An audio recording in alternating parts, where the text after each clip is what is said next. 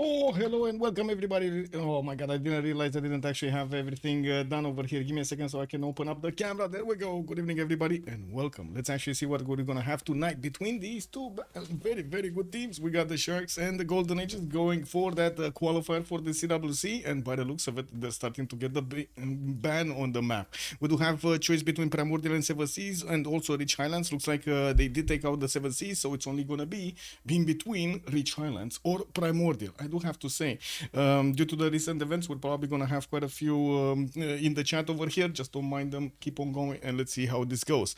We're going to need to see what kind of civilizations they're going to ban. And let me actually open up the screen because you weren't seeing what I was seeing. Oh my god. Okay, there we go. We got it now. The Sharks on the left side, Golden Age on the right side. We do have... Primordial is the map being chosen, so it is going to be a lot heavier on the navy than it is going to be on the land. So we're going to need to see if they're going to pick some of those civilizations, and we've seen it multiple times how they did try to pick Babylon, Maya, civilizations that are not really coastal. We do also, I do have to say, we're probably going to hear quite a few meows because I didn't get to play with the cat today, so she's kind of mad at me. She's right now looking at outside. Anyway, we're going to need to give them 1 minute for each of these choices, and in the meantime, I do want to say hello to everybody. Let me actually get the chat in order over here. Good evening, hello sir, and hello there sir. Also, oh, there we go. The little kitty is here. We got Athena in the house. Good morning, Fortuna Belly. Hello there sir, and welcome. Rafifi, bonsoir monsieur, bienvenue. Also, Fortuna Belly, the moment impressions for here will need a few tweaks. Yeah, for sure. Zimos, also good evening sir, and welcome. I do see Eco Supreme. Hello there sir, and welcome. Let's see how the things go. Wait, who did pick up the first promotion? Was it Fortuna Belli or Ico? Let me actually shout this out. Give me a second. It was Fortuna Belli that did pick up the first promotion. We did have a Civ6 game earlier, but to be honest, I like half of it. I wasn't really paying attention to it, even though I was streaming. One of the unfortunate side effects of actually, how to say, having to talk a lot on the phone and so on and so forth. And other things, Discord and blah, blah. Anyway, we do have the Sharks going for Tokugawa's bans, and I do also... see Scythia, while on the right side we're going to have Spain and Norway being taken out by Golden Age. These are going to be, well, the first two bans each team. I do have to say they're going to have to ban another 3 for each side, and to a total of 5 for each side. We're definitely going to have the Sharks actually setting the tone of the game over here, and we're going to need to see how things go. Sumeria, on the Sharks, on the Sharks going to be banned, and I do see also Indonesia. Well, to be honest, I kind of believe Indonesia would have been much worthy of this. Well, let's actually see what kind of civilizations they are taking out. Already they did take out four very good naval civilizations, while I do have to say Scythia kind of has both.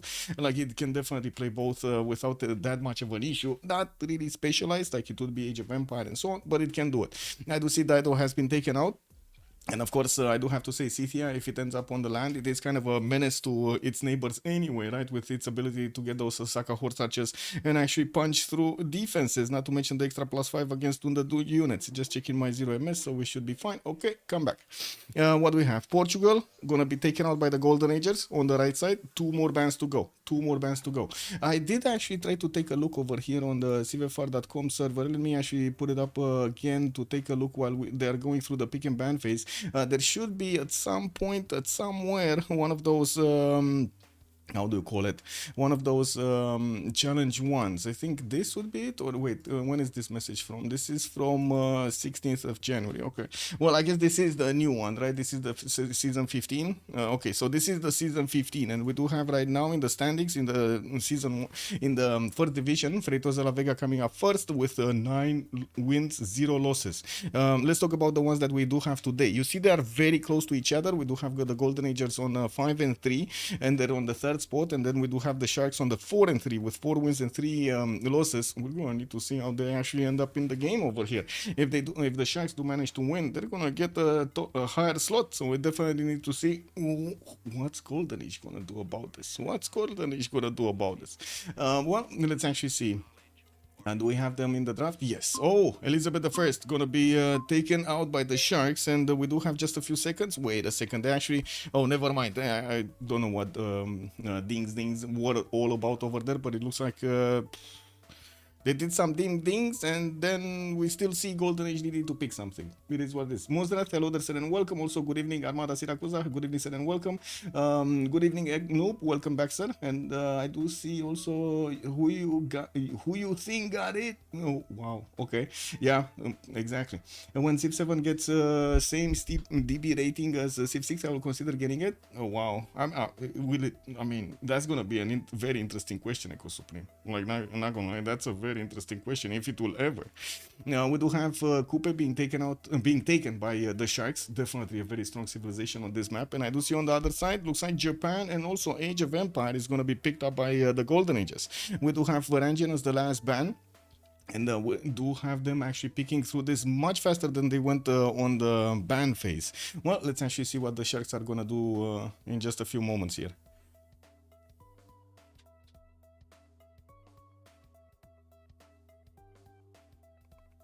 Oh, well, 30 seconds to go and the Sharks need to pick something. Oh, what was the map chosen? It was Primordial. Let me actually put it up on the screen because I should be able to do this. Yeah. Map and caster, there we go. We do have Primordial. There we go. Primordial. Whew. Yeah. It is what it is. Pipo Mortak, hello there, sir, and welcome. They are hesitating between Naval and Black Queen. Oh, yeah, it could be. You definitely know more if you're on the team over there. It looks like Eleanor, England, has been picked up by the Sharks to actually represent them in the game. And they're gonna ban Catherine de Medici, the Black Queen. Okay, they're gonna do it. Let's actually see the next three. Let's see the next three. And then they're gonna need to pick up the last 4 civilizations here, or I should say half of the team roster, basically. They're gonna need to show us what they're gonna play with, what they're gonna do. Let me actually switch the screens back on. Let me get the channels back. When was it here? I believe this one? No, this one. Yeah, this one. To have the link if necessary. Okay, Maya has been taken out. I do see also Julius Caesar has been taken out, or at least they're hovering over it. They're thinking about it, debating about it. Let's actually see if this is gonna happen. Byzantium has been summoned from the depths, from real this time. Well, I mean, to be honest, both of the Byzantine nations are available for them to pick. Neither Theodora nor Basil II has been taken out this time. So let's see if they're actually gonna do it or not. Oh, Muslims just attacking me with a whoa. With a whoa. Thank you so much for the 100 biddies. Much appreciated, sir. Tough times these days. I do have to say thank you so much for the support. Oh, let's see. What's the Sharks gonna do? What's the Shark gonna do here?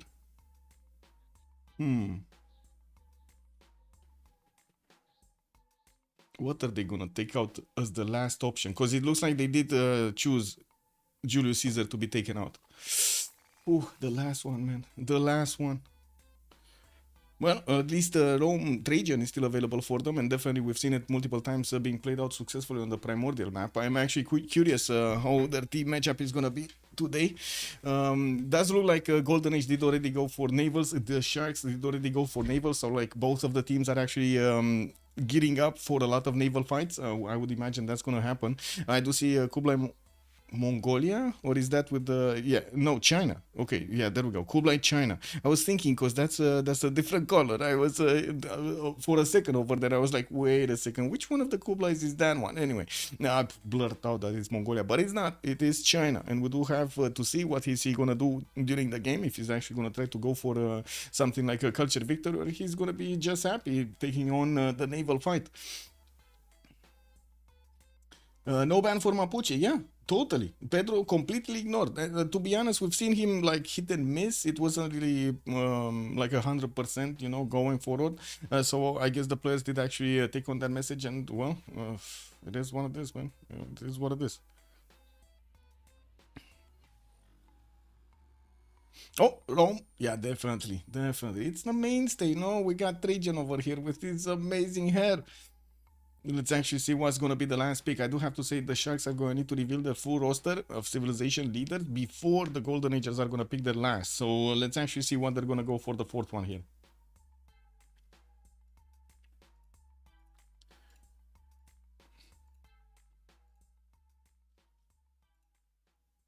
I see Kublai Mongolia is actually showing up as well. We do have the two Kublais coming in. Whoa. Well, let's actually see if Golden Age is actually going to take up the fort or not. Is this? Whoa, whoa, whoa, whoa, whoa.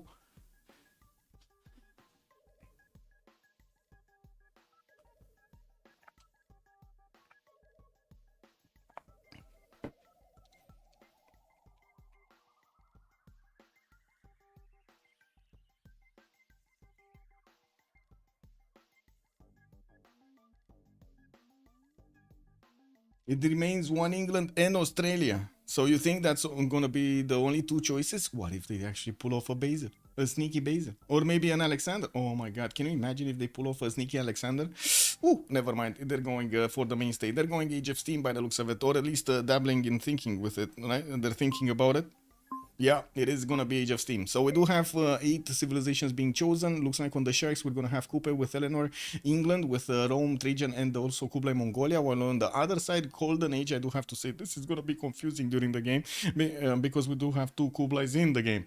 Japan is gonna be picked up by the Golden Age. Also, Age of Empire and Age of Steam on the same team.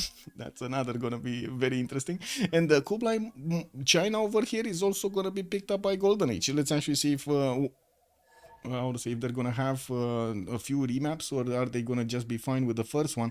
Usually on the Primordial, I do have to say the players do actually take a lot of remaps. They do take a lot of remaps because the map positioning does matter quite a bit during the game, and we definitely need to see how the players are gonna try to go around all of the challenges of the map by lack of land or too much flat land, or they're gonna have too much proximity to somebody that they really don't want, or something else.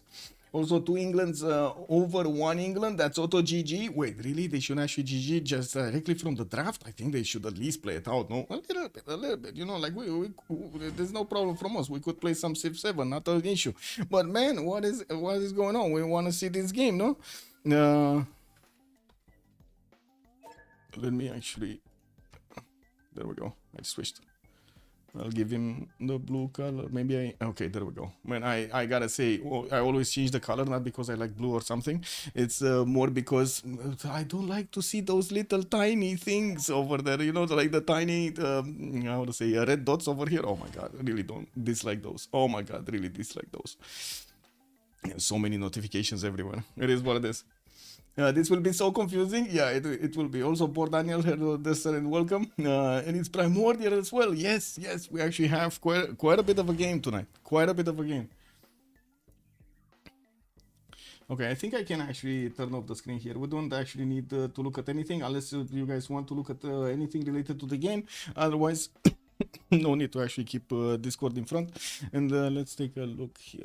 What's going on? Oh, more members getting into the CWC and so on. Okay. Let's see.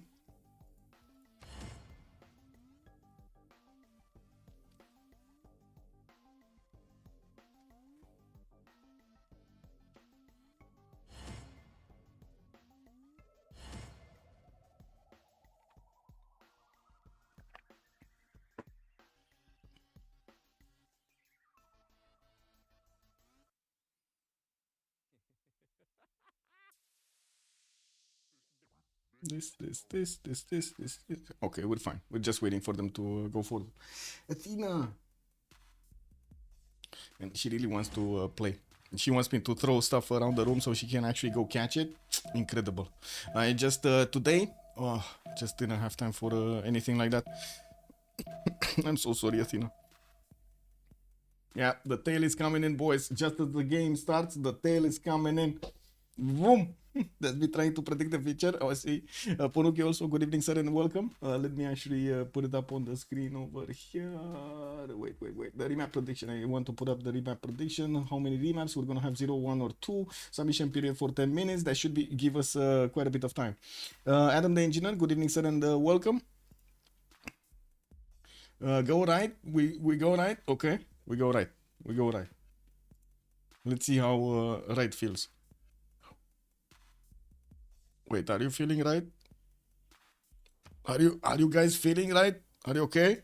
Okay, let's go right. Eleanor, we're already gonna need to talk about Eleanor here. Whoa. Okay, so we do have him with quite a few of these reef tiles on the coast, on the western side, and from what I do notice, he's gonna have quite a few cities to also settle on this water mass. I do have to say, not a lot of them are gonna have fresh water. We do have lakes for him to actually get that, and I'm pretty sure he's gonna want to actually get the fresh water over the other stuff. And we do have him also with a few mountains southeast, not really a lot of adjacency to actually get campuses unless he actually goes inland with at least one city, which I'm pretty sure he's gonna do during the game. Otherwise, oh my god, horse tiles to the southwest are gonna actually have him with the 2-2s over there, giving him at least good tiles, because he has barely one hill in this territory, 2 hills that he's gonna have in this whole area. Now I'm actually curious if he's gonna try to spread these cities out, or he's gonna have one over here so he can benefit from this, and another one somewhere over here that's gonna be inland, and of course we're gonna need to see what kind of build he's gonna go for. Usually Eleanor does like to actually go for harbors into theater squares. Well, we've seen actually harbors into campuses as well, so we definitely need to see how Pipo is going to play this out. We do have to take a look next also on Kupe. By the looks of it, it's going to be here. Tehoniaga Noia Kupe going to have some diamond tiles to the northwest. I do see bananas over there. He's going to have the 2-2s to place his cities, and from what I do notice on the right side, he's also going to have a way for him to get to Japan. We're going to need to see if he's actually going to place a connection city, or Japan is going to put a connection city. You might never know. They might not even meet each other, and they might get a connection. Now, we do have him definitely with quite a few settlers in the north that he can settle around this peninsula, and not to mention the island. Kupe doesn't really have a problem to settle islands at all, and we're going to need to see, of course, what's going to happen here with the connection between him and his opponent. Does he have somebody on the same seas on the western side? It looks like also Sheffield is going to be here, but that's again another one of his opponents, so we might actually see 2 versus 1 happening against Maori if he actually gets this to the south. Otherwise, I feel kind of I'm not sure if OLAKETAL AMIGO is actually going to get his cities to the north, maybe put down harbors so he can get his boats out, but actually making himself a canal over here, I'm not that convinced that will happen, especially with the amount of cliffs. Maybe as the sneak attack, you never know. Like, definitely that can happen, right? You build up 12 or 14, 20 caravels, and then you put down a city after you actually build them and upgraded them, and boom, they just go out everywhere like beagles, you know, like that beagle meme.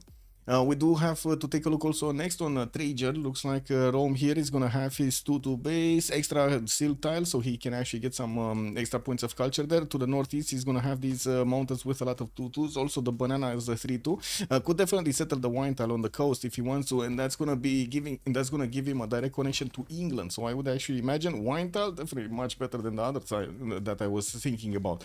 But I do see him also getting his scout out, and we do have him with cities that he could place east, west. West can definitely put one on the end of this river. Not good tiles. This is terrible. This is so bad. We're probably gonna see him actually settling this east coast or the north a lot more than his western coast, except that geothermal fissure. That, okay, sure, it gives him some adjacency towards campuses. All of the other terrain over there, it's kind of bad. Not gonna lie, it's kind of bad.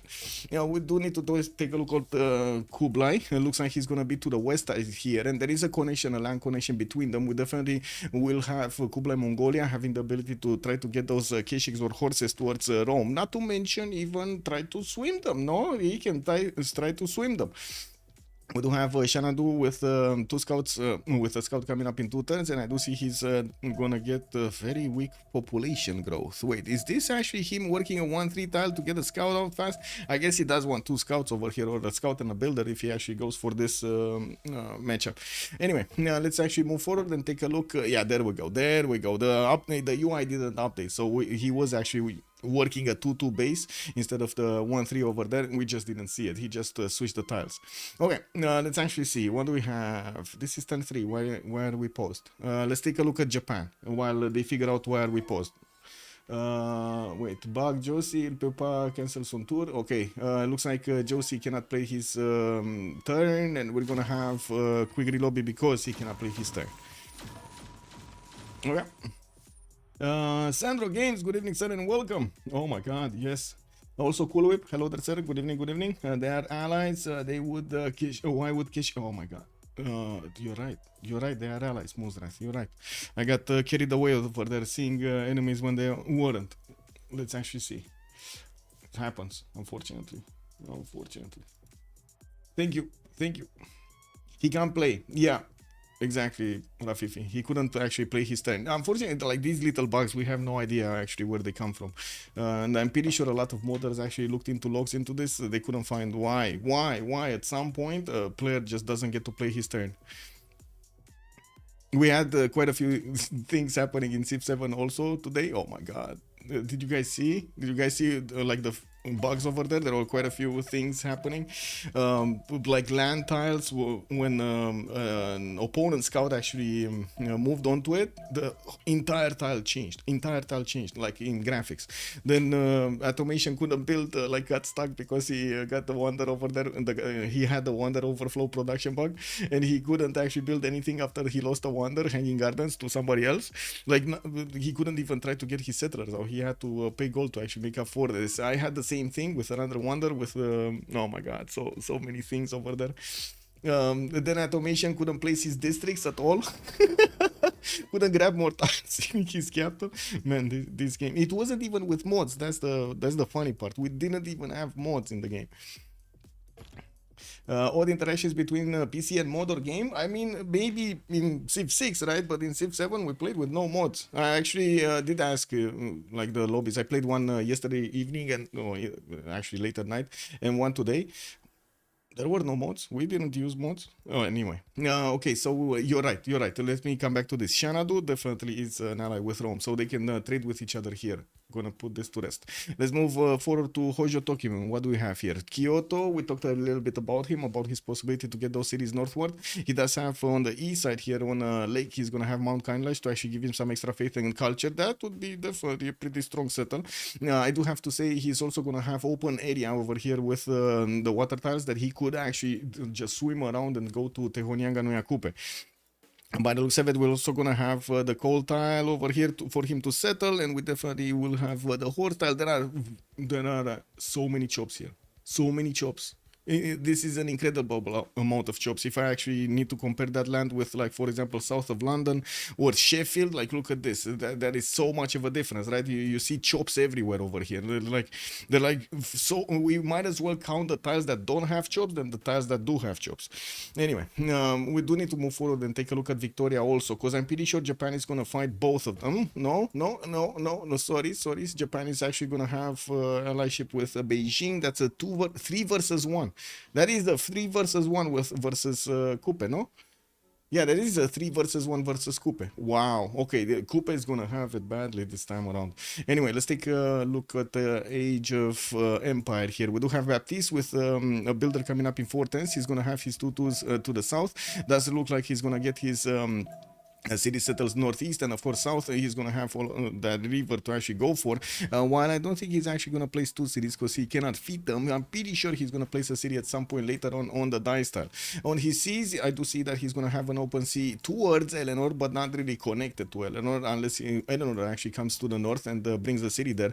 Otherwise, he will have all of these water bodies for himself. Mogadishu in the north to maybe trade with, Geneva also over here for him to keep, and of course we're going to need to see during the game what kind of builder he's gonna go for, and also if he's gonna get that holy site. No, if he's actually gonna get his discount holy site. Well, looking at Kublai Khan, China, I do see him on the western side of England, and I'm pretty sure England is going to get a city here so he can connect with the economy of Beijing. We do have Beijing actually choosing not to go for the freshwater settle. He's going to go through for the 3-1 cattle tile to get the extra food going, and he did actually improve his fish tile extremely quickly. We're turn 6 and he already has his fish tile improved. That's as quickly as possible. And we do have him also with some stone tiles over here in the second ring, while 5-10s for a settler is coming out in. Oh my god, wait a second, we got a very good Paititi here, a very good TD. Oh my god, this is gonna be amazing, guys. We do have so many of these culture points available, not to mention gold points for him. He can actually settle 3 cities around them and grab some tiles over there, not to mention even improve these stone tiles to the south of Paititi to actually give them more production yields. That's gonna be beautiful for Geoffrus. Geoffrus here will have only this tiny peninsula to settle in the south, and I'm pretty sure he's gonna go closer to that ivory tile, not to mention he's gonna have access to pigs, the truffles, and well, quite a few fish tiles in the water to get the extra food from. This is not a bad settle, not an amazing amount of cities, but not a bad settle all together. Let's take a look at Victoria, Age of Steam. Where is it? We do have Sheffield here. Looks like he's gonna get a settler out in 3 turns. He does have a 3 reef fish tile that he's gonna get to improve, and I do see he has a builder that's moving around that at the moment didn't actually get to build anything. I think he just discovered actually sailing. He might have actually gone for something else in the meantime. While I do see he does have quite a few 2-2s, also access to a 1-3-1 seal tile to get that extra culture from. We do have him with cities west, cities south, cities east, not a problem. Northward on the peninsula, definitely could settle a few of them. And what I did point out earlier, he does have a direct connection on the water with Kupe, so he can definitely get those boats here to Tehonianga Nuya Kupe. Nope, also most of the infos that you don't really want to chop. I mean, you can get the chicken pizza, no? You can get that. And that is an insane amount of resource on Mongolia Island, almost every tile. Yes.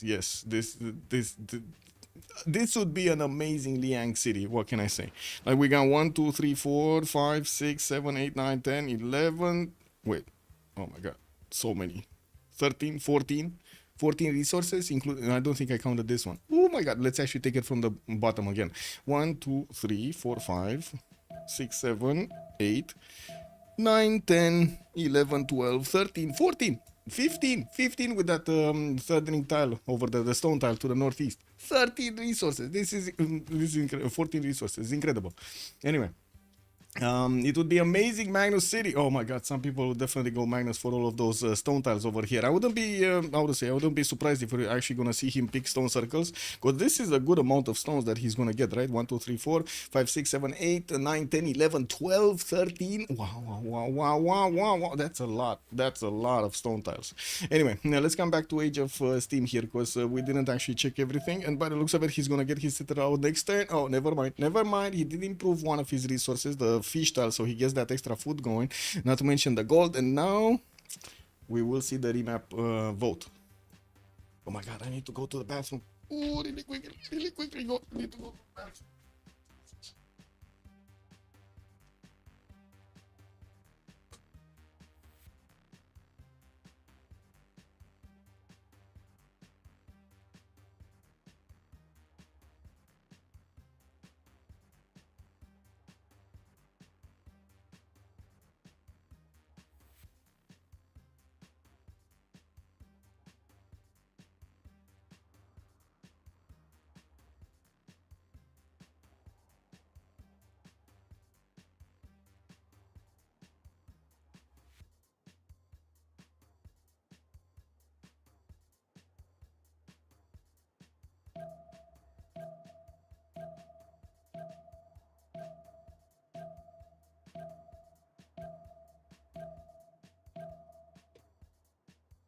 And this is gonna be the map. Oh my god, right on time. That was quick. Oof, bam. We got this. Hey, Tilda, and good evening, sir, and welcome. I cannot see the stone tiles. I can only see the Kolocho. That definitely might happen.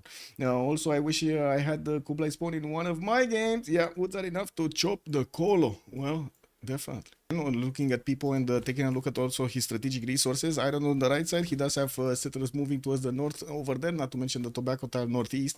And while we do have him getting his scout out to get the south discovered, we do have another scout over here. Looks like he has 4 scouts. He probably popped that one from a hut, because I don't think he actually bought a 4th scout. And with another settler coming up in 7 turns, I do see he has a horse tile in the second ring from London, and I'm not sure if I mentioned the other one. Oh, we got another pause. Oh, they have a player AFK. Okay. Okay, let's go on Joe6 and see what's going on next. We do have Maori starting to get his builder, and we're going to see these resources improve. I'm pretty sure they're going to try to get the Celestial Navigation boost, one of them, because the other one is just going to try to piggyback on the other's technology, so he can actually discover something else in the meantime and benefit from all of that time, from all of the boost. Now, we do have him actually sending a city in between these marsh tiles to the southwest, where he definitely has a lot of rainforest and forest to get that extra production from, not to mention access to bananas over here. And I do see him northwest, not with amazing stuff, but to be honest, these diamond tiles are going to be quite something. Anyway, now we're going to need to see him getting his 3rd city out. Looks like the settler is coming up in 10 turns. He does have access to a horse tile in the second ring, while an iron is also sitting second ring over here southeast. Let's see how this goes. Looking at Rome, let's actually take a look here. We got Rome here getting his settled out next turn, and by the looks of it, he's also going to have horses in the first ring towards the south, while he does have his iron first ring also next to his capital. Already improved the pasture on the horse style, so he starts acquiring this resource. We will definitely need to see if anybody's going to try to bonk anybody at the beginning. Doesn't really seem like they have the opportunity to do so. Rome did probably meet England in the north, but meeting him and actually getting an army there, two different things. We're definitely going to need to see how England is going to try to play this out, if he's going to go south of that choke point with the mountains, or he's just going to sit over here in the English Channel, which definitely can be a possibility. Okay, he's coming back. He came back? Yeah, okay. OLAKETAL, I mean, it's fine. We'll need to see how he's actually going to get his expands, and of course, where is he going to settle first? We're going to come back after a few moments, after a few minutes, as we take a look at the others getting their setup going. Kublai Khan, Mongolia, going towards the north. It looks like he might actually want that coffee tile. I'm not sure exactly why he... Well, I guess he does want to have his shift enter ready on a tile that he can actually get away from maybe a possible enemy scout. They did notice that England is to the northeast, and, well, they don't want to take the chance of him actually getting a scout in between the forest in the fog of war. We do have him with access to iron second ring, horses first ring, looks like also third ring here from the capital city. Definitely it's going to be much cheaper to actually get the horses improved, but where target? That's the biggest question, right? Where target? He does have to the right side over here definitely quite a few coastal cities, not amazing ones and without fresh water, while to the southwest he's going to have these lakes to actually go for. We definitely need to see how things are going to evolve. Another city, oh my god, this is so bad. This is like this, yes, this, and maybe this river over here, but there's going to be a lot of lacking fresh water on Mongolia. I'm calling it now. On Mongolia, specifically on Mongolia, Kublai. Well, moving forward, let's take a look at Japan. What we have, we got Kyoto here getting his settler out in 6. He's moving to the northwest with his first settler, and I'm pretty sure he actually did figure out about Mount Kailash. Wait a second, chat, did he figure this out or not? What do you think? Did he actually see Mount Kailash or not? Also, Elephant Guy, bonsoir monsieur. Good evening, sir, and welcome. BBG should do something similar to Brazil Rainforest. You think he didn't, Rafifi? Okay, let's actually see. Did he do it or did he not do it? Oh my god, he doesn't know. He didn't scout it. This is unfortunate. He didn't actually scout it. Sent his only scout in between these coastal tiles towards the south and didn't actually go for the right side. He didn't go. Adam the Engineer, also good evening, sir, and welcome. But Grove still not worth for full rainforest tiles even with Reina. Oh, look at that. We got some French speakers in the house. Adam the Engineer, also Elephant Guy. Amazing, no? Amazing. Let's take a look at the Victoria Age of Empire. Oh, wait a second. On Japan, I didn't take a look at his strategics, right? Second ring, both of them, while he didn't actually get a builder yet to improve his resources. I'm pretty sure the other two Victorias, one of the Victorias is going to give him the Celestial Navigation boost so he can actually get his harbor out. Right now, going for astrology, we're going to need to wait to see what is he going to pick up. Well, Age of Empire. Okay, this is it. Birmingham, getting his builder out, moving north with his first settler, and I do see he definitely would have had much better land to the south over here next to that banana tile. But anyway, he's going north, so it is what it is. We're going to need to see him just get a settle spot. We don't know exactly where he actually wants to go. Could go for the marsh tile, could go for the 2-2 base, so he has access to other tiles over there, much better tiles. And of course, we're gonna wait. There's no other thing to do than wait. Iron in the first ring. We do have the horses in the second ring, and I do see he's gonna have his refish tile over there available for him, while only gonna get a +3 harbor here. Not really anything amazing. We're not actually gonna see him that much fight anybody. No, Eleanor maybe, if only Eleanor actually gets to the north over here. We'll see, because right now his settler is moving somewhere northwards, but I'm pretty sure it's on the lake. I'm not that convinced he will actually want to get directly on the northern coast, especially without that much fresh water. Like, he has these cities over here with maybe fresh water, one of them, and could get the sugar tile, right? Could get this and then the sugar tile, so he can actually use both cities to get going into the Bristol Channel. And I'm pretty sure they actually figured this out. We do have loyalty to the north, or I should say they have loyalty to the north. Let's actually see. -2s, -2s, -6s, -14. Definitely they know it's somewhere in the north. They don't know east coast, west coast. They don't know yet. Okay, Kublai, Mongolia. Let's see. This is Kublai Mongolia? Yes, this is the red Kublai. We do have him going northwards. I would imagine that's going to be the cattle tile settle over there, that he's going to get to grab the tiles of Paititi with a bit of gold, but he's going to have the extra food from the cattle tile to grow quicker. Quite a few tutus around him, not to mention the lake to give him the extra fresh water. We do have him with another settler coming up in 5. He did discover his south, or at least he's going for it right now. Did get a builder out, improved 2 of his resources, and I would imagine this is going to go for another one of these stone tiles to get the quarry improved. Well, we're gonna need to see what he's gonna pull off here. We do have these horses, extremely expensive. That's the most expensive horse that we've seen actually in the first series that they have, with a 3rd ring horse over here on Beijing. That's gonna be quite something to actually get the gold for it. Not to mention we're gonna have him also with an iron tile in the 2nd ring to the west of Beijing, and we'll waiting to see what's gonna happen over here. Wait, there's another emergency. A very sacred emergency for a kebab. I definitely understood that. Yeah, totally get it, man. A very big emergency for a kebab. You need to do it sometimes. Kebab's really good. Let's actually take a look next on Victoria, Age of Steam. That would be actually the last one on the list that we need to take a look at the military his strategic resources. And I do see him starting to move towards the south over here, getting those horses out. We do have him getting a settler out in 510s. Could definitely go on this northern Bridgewater Bay peninsula and get some cities over there. Since he will have the ability to go against Kupe, against Maori from the other team, we're definitely going to need to see him prepare a navy here. And of course, we're going to need to see if he's actually going to connect these. He can definitely connect these with the canals, right? And try to get the boats, even if he has settled on the horse over there to the south, and try to connect with the city of Sheffield and get out of there. He does have access to horse tile 1st ring. I do see his iron 2nd ring. Another settler coming up in 3. A lot more iron tiles on the western side. While he does see England on the west, that's the Eleanor England actually. We're probably going to see him need to defend this. He's going to need to defend the western side. Also, True just said you can't do anything with that rather than Magnus. Yeah, they have boost. They have the boost. Okay, I guess Reina will remain for Pedro and Coupe. Regnier, good evening, sir, and welcome. Age of Steam pick. Yes, Age of Steam got picked. Also, but Grove still not worth full rainforest tiles even with Reina 2nd. The Grove, man. The final discussion with the Grove over here. I guess we're going to need to see if they're going to have some of those slots, some of those spots to actually go for it. Also, BBG should do something similar to Brazilian rainforest ability for appeal, add something to the governors or groves, so see how your gameplay switches between forest spawn and the rainforest spawn. Yes. Oh well, I guess each with its own. Okay, so we're at turn 14. We're kind of actually early with this. I'm pretty sure we're going to start seeing some pantheons. So wait a second. No, we still have a few turns for them to actually gather their face generation, right? Like 4 turns. Yeah, we do have quite a few turns. Only Baptiste is actually making 2 a turn, and it looks like in 2 turns he's going to have the ability to get one. Maybe. No, he didn't actually. He just actually grew into that dice style towards the south, which, to be honest, I mean, he's working. He's got king card, the +1 gold and +1 faith.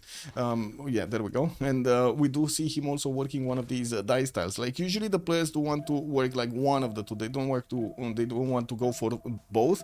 If they don't have a 2-3-1 2-2-1 dice style or something like that, like something really good. This time around it's only a 2-1-1. Well, we do see him also sending another scout towards the south, where Rome, apology, got locked. He got locked in between the mountains here. I mean, it's going to take forever and a day to actually get out of here. Looks like he's coming back to actually see where that Baptistian warrior came. And I gotta say, Baptiste, if he shift enters on that 2-2, he blocks the scout of Rome, forcing him to move western side and not actually come back to maybe get one of his settlers there. We do have Mongolia also settling on that culture point on the coffee tile. He's going to get another city next turn, and by the looks of it, he's also sending a warrior here for the chokes on the right side. He will need to actually stop England in the north. Wait a second, if he placed Aksu over here, Floppy is exposing himself to China without even knowing. In the Bohai how to say water, no? Yeah, he's exposing himself. Oh my god. Well, I guess we're going to need to see if China is going to make some boats. And Geoffrus is, wait, he's going bronze working, right? Okay. Yeah, this is gonna be interesting. This is definitely gonna be interesting. We do have another settler moving southwest. Traders coming up from Xi'an, and well, we're gonna need to see what Japan is doing. We're gonna need to see what Kupe is doing. Let me take a look at chat. You guys are talking a lot in the French over here. Glad to see it. Glad to see it. No, don't mind me. That's a problem with the rainforest being worse than forest, not with the peel fixing. Grove only works. Only really works with naturally high production tiles. Yes. Also. Thank you for so much for the follow, sir. Devi works. Good evening, sir. Also, they're talking in French, but I wonder what they wanted to say in English. Yeah, what did they want to say in English?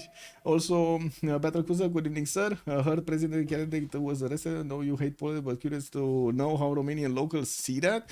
I have no idea. Like zero idea. I didn't even know he how to say he got taken. I guess that would be the word. To the police. I'm expecting to see some form of evidence, no? Yeah, let's see the evidence. Let's see if they have some. They have told us they have some for a long time. Let's see it. Like actual evidence, not made up stories. Anyway, monument coming up into here from Japan. We're also gonna need to see the settlers starting to move southeast, and yes, we do have a trader coming up from Shizuoka to get there. Kupe did manage to get God of the Sea as a pantheon, getting that extra production point on these resources, and I do see a monument is coming up in 3 turns for Maori to start getting that extra culture. Well, let's see if let's bounce around the map here. God of War and Plunder has been picked up by Baptiste. Again, monuments being preferred over here. He's also gonna get that third city a little bit later than others. I already see them. I already see others actually having the settlers starting to move like 2 turns earlier than he is trying to move them. I do also notice England Pipo did manage to get to the other England. So we do have Pipo here with Boubsho that are gonna get to actually fight each other. By the looks of it, he definitely needs to close up these chokes. Like there are only 2 tiles. Like come on, this is not gonna be hard, right? Not gonna be a problem. Get one here, and it is what it is. Goddess of Tides as a pantheon, getting that extra culture on his tiles, and by the looks of it also working on his 4th city quite early. We do have him going for the tip settle over here to the western side. To be honest, he's going to need to grab a lot of tiles from the other side of the coast, because that's just not going to give him a lot of tiles to work at the beginning, not to mention actually getting some districts going. We might actually need him to actually play some in the south over here. I mean, to be honest, I wouldn't really mind the government plots on the 1-1. Anyway, we're going to need to see. Let's take a look. Rome, still no pantheon. No 3rd city. No, there we go. He does have a 3rd city, but it's south. I mean, to be honest, didn't really have much of a choice over here from Rome. No, he did. But that would have actually put him on the side of Eleanor. That would have been perfect, actually. How is he not getting the wine settle on the right side? Doesn't he know about this? Wow, no wine settle on the right side. Amazing. Okay, well, to be honest, to be fair to him, he does have the fresh water from this settle in the south rather than the wine tile, but come on, this is Rome. You get the monument anyway, right? You might as well spend a bit of time to get that granary going, if need be. I do see Mongolia, FloppyfloNG is starting to get his boats out. I do see a galley coming up in 3 from Axu, and he's starting to try to discover what's going on over here on the coast. Definitely, it's a good thing to get the scout out as a boat to see what's going on in the water. He's going to figure out about China's position to the north, and that's going to be extremely valuable information. He's going to know that he needs to defend himself. Kublai will obliterate Kublai. We might see that happening. No, yes, but which one is the question? Yeah, exactly. Is it going to be Mongolia or is it going to be China on the other side? Wow, 2 boats coming down from Japan. This is very aggressive. Wait a second, is Kupe actually going to try to settle here? Uh-oh. I mean, Kupe is going to try to settle here with 13 strength cities, and we do have Japan that's getting 2 boats out. I kind of smell danger, boys. Don't you kind of smell danger over here? Yeah, we do have Japan also getting a settler next to Mount Kailash. Is slowly getting there. 2-2-1-1. It's probably going to be the base. I think he might actually go one. Is he going to go one more tile? I don't know. He could just settle in place for the 2-2. But to be honest, if he does move one more tile, he's just going to have easy access to a lot more and get to culture immediately.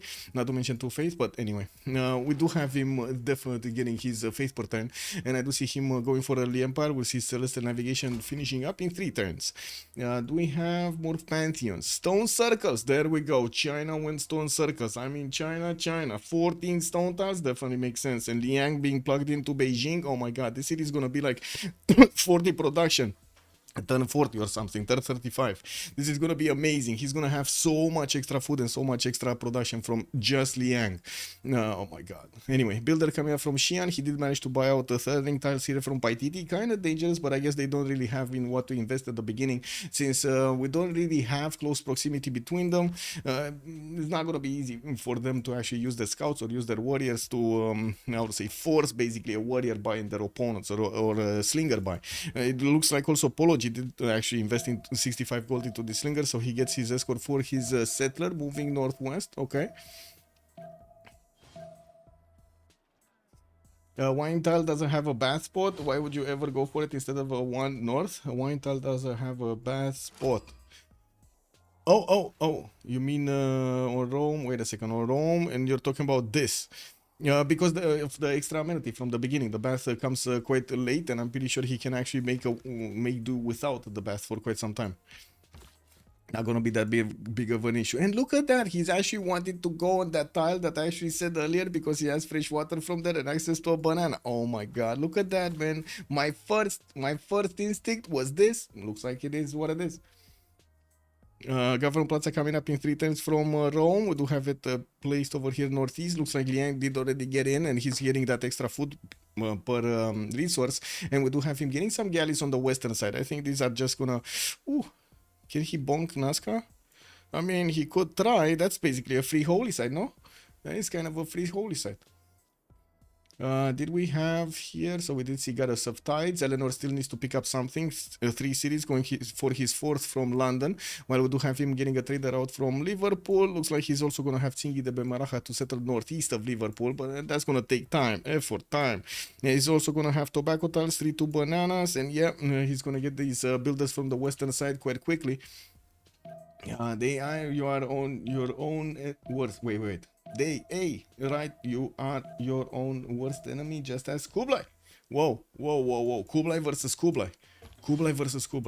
Religious settlements coming up from OLAKETAL AMIGO. Oh, okay. He's gonna go for more production towards settlers here, and he already has 3 boats going to his Wanganui opponent. He does have a scout from the south, so he kinda knows that there's gonna be something here. He doesn't know exactly what, right? He doesn't see the borders yet, but he kinda knows there needs to be coast there. He sees the little bit of coast here. He's trying to get there.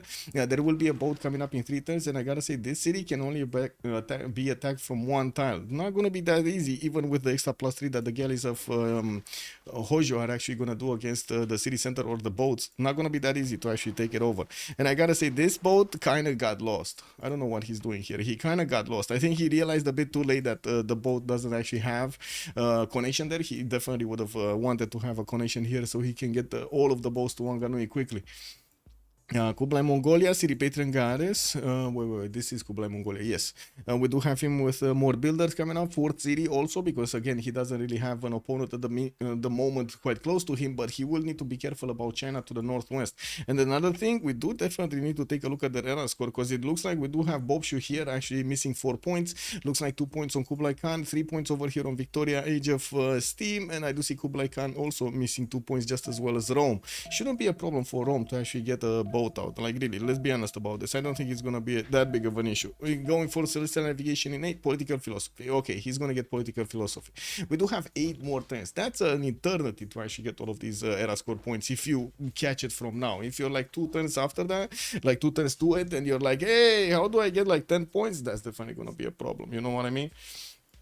I hope Rome won't ruin naval trade with that settle. There is uranium settle, but it is scary that your traders will go north inland instead. Yes. Also amazing chokes to help defend both Queen Victorias. Yeah, the choke points are gonna be quite nasty. Wait a second, you said both Queen Victorias? What do you mean? So there's like, well, I guess on either side, right? On either side you do have choke points. Yeah, I guess here and this one over here. But at the same time, to be honest, I think Boubsho is just gonna put units on the western side of his borders, and actually gonna try to keep England for the longest time away from his cities. It's a bit unfortunate that he actually placed leads like this, because he can be shot from the other side, from the coast, and he can actually be damaged and experience farmed, right? He's gonna get farmed over here. And we do have him getting his Royal Navy dockyards. Looks like 4th city moving northeast. We're probably gonna see him on that 2-2 base over there, and of course getting the harbors out quite quickly. Liang plugged in here. Moksha opener on Mongolia. Did go City Patron Ganes. Okay. The other Mongolia stone circles with Liang. Japan. No, this is Age of Steam. Age of Empire. No, Age of Empire. He went for God of War and Plunder. Fourth city coming around. Looks like a Moksha. Moksha is going to be his beginning governor. We do have Kupe going for Moksha. Also for the extra culture. Getting his fourth city out. And I do see him starting to get the boats out on the right side. But they're already getting torn to pieces. Looks like Japan is bringing also his own scouter. There's another galley from Wanganui. Wow, this was much faster to get the second galley out. Now we do need to see if OLAKETAL AMIGO is going to be successful in keeping away Maori from getting too many boats over here, or he's going to get pushed back. We definitely need to see who's going to get political philosophy first, but I'm thinking it's going to be not Kupe, no? I mean, no, it is. Actually, they're so close to each other. Only 1 turn difference in the culture tree between Hojo Tokumin and Joe 06 to get state workforce, and I'm pretty sure they already got the Empire, so I'm pretty sure it's just gonna be quite a few turns and similar turns to actually get political philosophy for the oligarchy, for the +4 that he will get extra on his boats. Rome still needs to pick up a pantheon. We do have him finishing up his government plaza and soon gonna be settling this coal tile city over here. Not going for the wine. He doesn't want the wine. He wants the coal. I mean, kind of makes sense, but he's going to discover that coal and make use of it very late in the game. The extra food from the banana is going to be good. Access to those mountains is also going to be good. He does have a +5 campus that he can place in between. That's going to be perfect, right? But I do believe he's actually going to go for either Celestial Navigation. Oh, okay, there we go, for the harbors. And afterwards, he's going to need to go for his campuses. So we do have him political philosophy next time and also Celestial Navigation. Looks like Rome is going to get some promotions from actually attacking into an English scout over there. I mean, he didn't have a chance, but at least he did get the promotion, right? Okay, we do have Moksha coming up in 2 turns from Birmingham, and I do see we do have Manchester getting his trader towards, well, somewhere. And Lorraine Vidoker here on Manchester. Okay.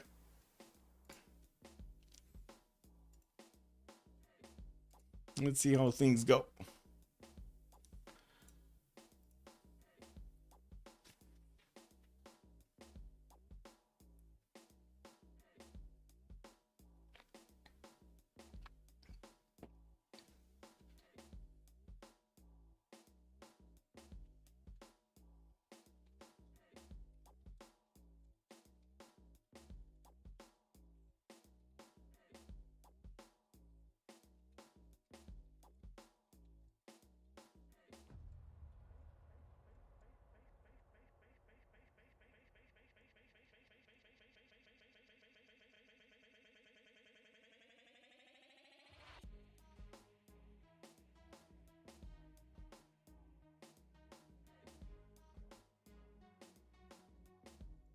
Okay, I think that Rome made a mistake here going Celestial instead of commercial hubs. He would have been the only guy in the game. Hobbit, and was protected on both sides by teammates. Yep. Let's actually see what's what's going on over here. Is he... No, he actually... I mean, that's kind of weird, right? Because there won't be that much competition for the merchants. I mean, I guess he doesn't know about it right now because they didn't actually start to see their setups. They didn't get to discover each other's territory that much. But I do believe, like you do, I think commercials would have been a lot better over here on Rome than harbors would be, just so you can actually get the merchants. Access to the extra 3 traders over here, not to mention the other bonuses that you will get from the merchants later on, like amenities over there, or how to say, or even governor titles. It's going to be extremely valuable, or are going to be extremely valuable. In this scenario, I guess we're just going to see him getting his harbors out, and we definitely need to see who's actually going to put down those commercials, because I don't see anybody. Like, everybody's going harbors here. There's going to be such a mess and so many points being generated by everybody in the animal screen. This is going to be a race for whoever picks this up. Moksha coming up next turn here in Kyoto. We do have also his 4th city moving towards the north over there. Okay. I do see lighthouses coming up 3 turns here.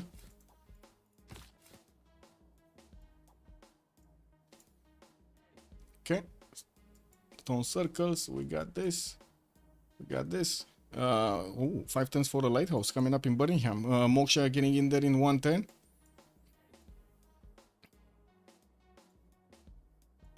Okay. Finally, he's gonna get that extra culture going. fourth city to the east of London here, gonna be settled on the sill tile by the looks of it. Gonna have access to a deer, so he can try to place one of those, well, one of those, the Temple of Artemis, so he can get the extra amenities. Not that many extra amenities though, like 2 extra, maybe 3, 4, 5. Okay, not bad, not bad. We're getting to a good number here, and of course, getting that extra amenity is pretty valuable at the beginning of the game. With Goddess of Festivals, to be honest, he would have gotten an extra point of culture whenever he improved one of those pastures. Settling on it, you can't build the plantation anymore. We don't have that many strategic resources needed for them, since they aren't gonna be needing horses for quite some time, or even swordsman, but we do definitely need to see them actually getting to scout out the chokes and see in between each other's cities. I do see Mongolia getting full harbors out. The galleys are starting to actually see each other. China has a very, very, very quick connection to the borders of Mongolia here, and we definitely need to see if they're gonna start eating at each other's strength. We do have another galley coming from the south from Mitla, and I do notice we do have over here more galleys being deployed, commissioned, I should say, to be built in Axu, to getting 2 turn. I would imagine he does have. Wait a second, let me see. So definitely a much better. How to say, much better government over here. What is this? 2 policies can be set. Oh, I see. Anyway, now maritime industries already over there for the half coast production. And let's see on the other side if we do have Mongolia over here. Man, Mongolia is fighting Mongolia. This is just gonna be super funny. Yeah, he does have maritime industries, and he's working that extra production tile.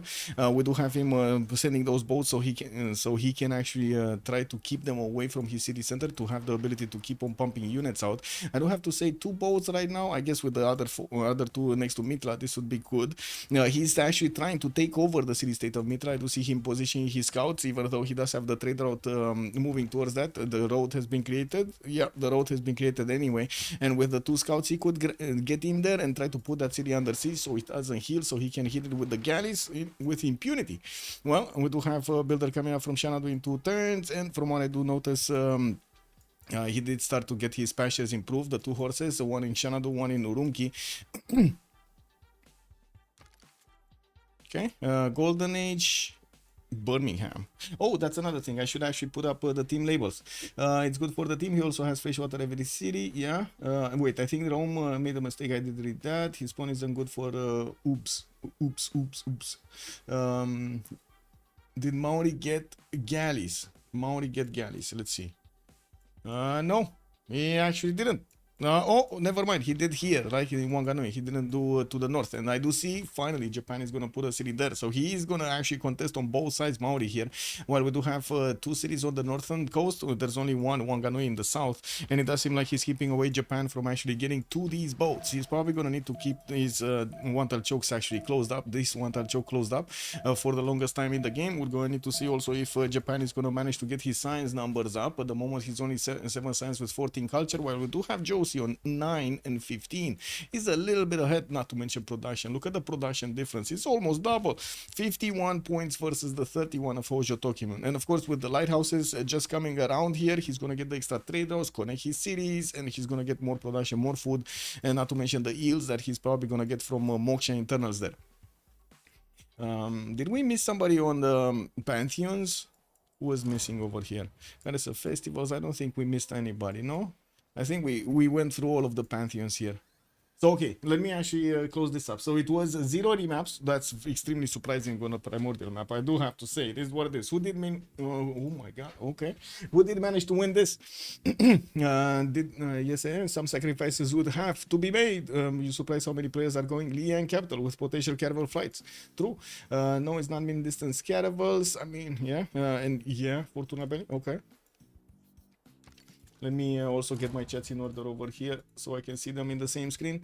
Juicy, good evening, sir. Iceland Doka, hello there, sir. How is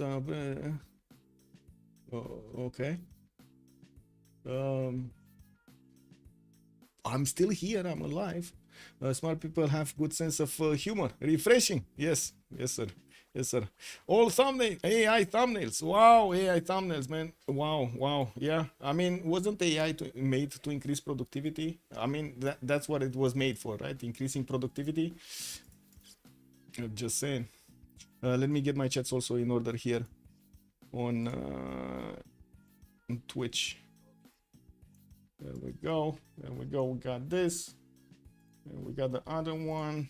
And there we go. Now I can actually see both YouTube and Twitch at the same time. Anyway, what do we have? 1031. They did actually get their golden ages. Everybody did manage to get their golden ages, and we do have already Age of Steam actually picking up his pen, brush, and voice golden age. He's gonna also finish his lighthouses soon, and he does have an English scout that is just moving around his government plaza. That might actually get to pillages next turn if he. Oh my God, he will pillage it next turn. Never mind. It kind of looks like he could go for the builder also in the north. Is this a trap? It kind of fits.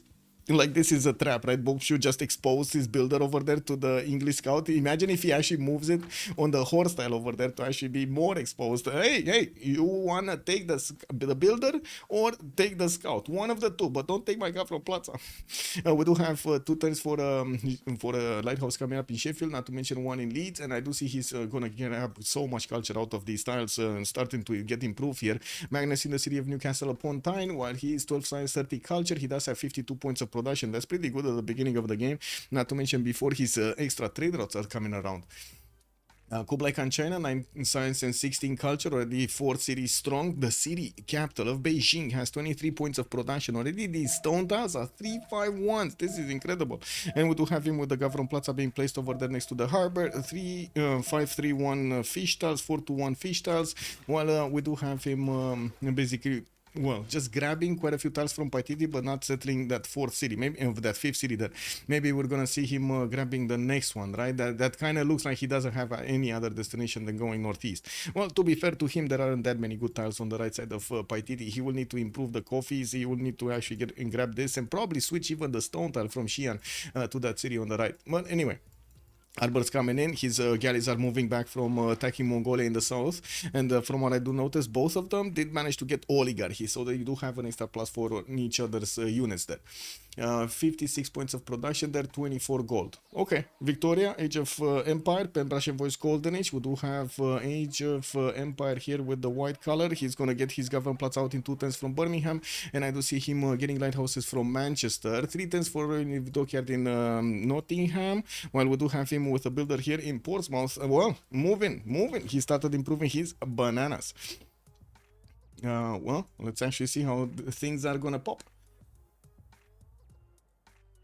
Hello there, Jimmy. Good evening, sir, and welcome. Also, the nice settles look kind of tempting for Maui.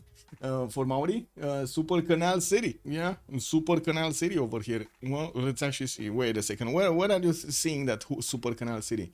In the south over here? Maybe this one next to the diamonds, next to the fertiles.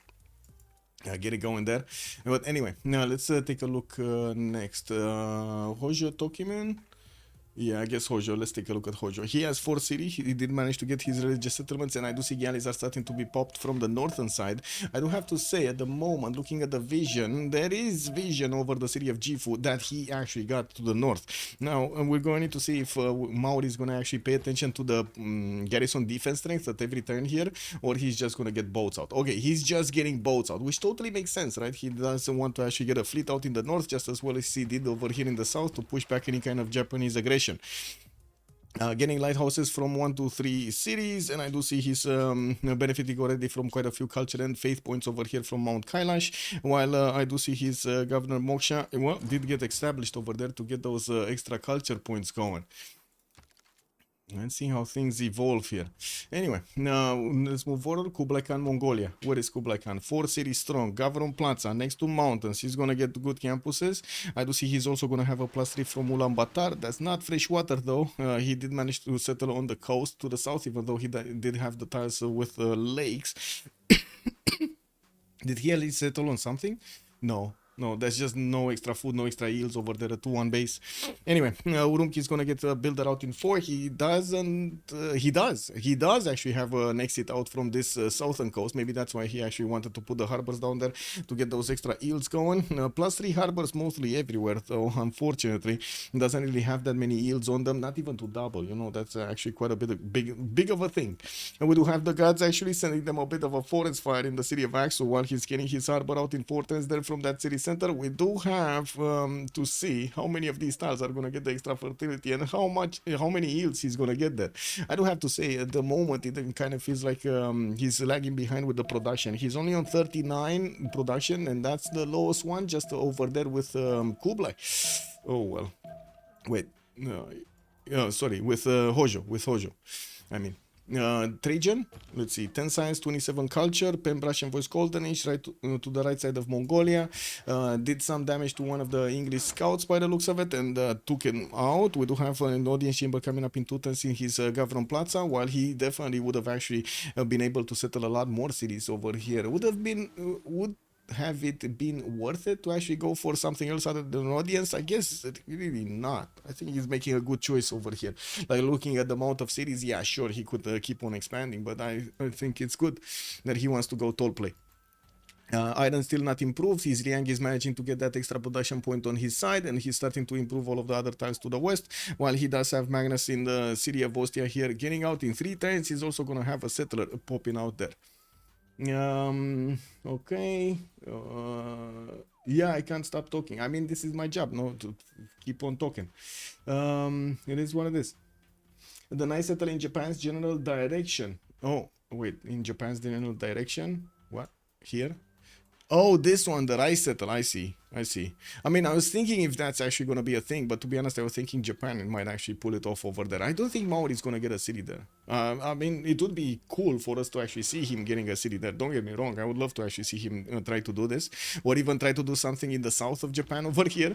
Just randomly, you know, a city appears and 20 caravels coming to bonk the Japanese cities, while all of his navy is stuck over here in the corner. Anyway, let's take a look at Kupe. Pembrush and voice golden age, still 4 cities. We do have him getting scouted out, sniffed out over here by Japan. Galleys coming around, Pingala in 4 turns there, and I do see harbors from Engaruahia in the north. We do have campus also in Guanaganui in 1 turn, while I do definitely see quite a few things happening over here. He's getting his a good amount of boats to actually defend Wanganui, a good amount of boats to defend anything coming from Gifu, while I do have to say, at the moment Gifu didn't actually finish his galley, already we do have Maori with 2 galleys, a lot more production, 66 points of production versus Japan's 41, and I'm pretty sure he's gonna start getting a lot more science also than we do have on Hojo Tokimun. At the moment we don't actually have campuses coming around from Japan here. Anyway, maybe they're gonna get to equal each other out. We do have Pingala in Opango, and it kind of seems like Maori does want to go for this really quickly, try to get those caravels as quickly as possible on the map. Did manage to get his extra production points, one of the reasons he does have the extra production there. 30 points of gold, and let's actually move to Pipo. 4 cities strong, getting his theater square set up, so it's just a normal build over here of England. We do have him opening up with Royal Navy dockyards and then following up with his theater squares, not to mention amphitheater squares. He does get to build them quickly. We do have Magnus established in Liverpool, and we might actually see him try off, because there are quite a few chops here. He might actually try to pull off, how to say, Colosseum build. We're going to need to see if he's actually going to get to put down his entertainment complex at the moment. Well, he doesn't have one yet. 4 turns for a holy site in Brighton, and I do notice England on the right side didn't actually get stopped. Neither England put 1 unit here, but I guess he does have the slinger, right? Yeah, and then people didn't actually put a unit to look if there's anything coming from Boubsho. We do have them on different teams, no? Yeah, it's Boubsho is here, and then we do have people on the right side. Well, that's actually 12 science and 34 culture on people. We do have him with 46 points of production. To be honest, not that much higher than Hojo Tokimun. And we do have him also with 28 points of gold. Let's actually take a quick pick. Actually, no, sorry. I need to put up the team labels. So we do have on the left side, it looks like it's going to be Golden Age. Okay. There we go. And on the right side, we do have the Sharks. The Sharks are coming in. Oh my god. Boom! D. Beasley! Good evening, sir, and welcome. Thank you so much for the 100 bits. Much appreciated, sir.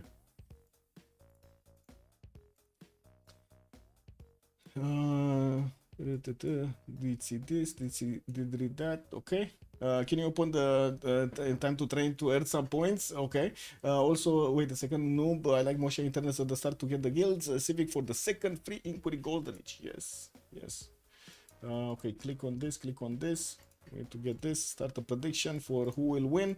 We can start up the prediction much earlier because, to be honest, I'm not sure how long the game is gonna go, but we'll see. We shall see. Let's put it up for 30 minutes this time, or 20. Let's put it up for 20. Golden Age versus DShark.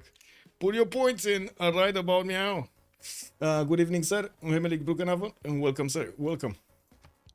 Okay, we did have something being taken out. I didn't see. Actually, probably a city state that got smashed somewhere. Was this one? No, it was a Nazca. It was this one. Yes, it was Mitra. So it looks like a FloppyfloNG did manage to put that city under siege with the scouts. Did also manage to get another boat here by the looks of it, and smash through that city's defense to get it for himself. Unfortunately, the city didn't actually get to build how to say, the campus, but it's fine. I guess he's gonna get his dockyard anyway.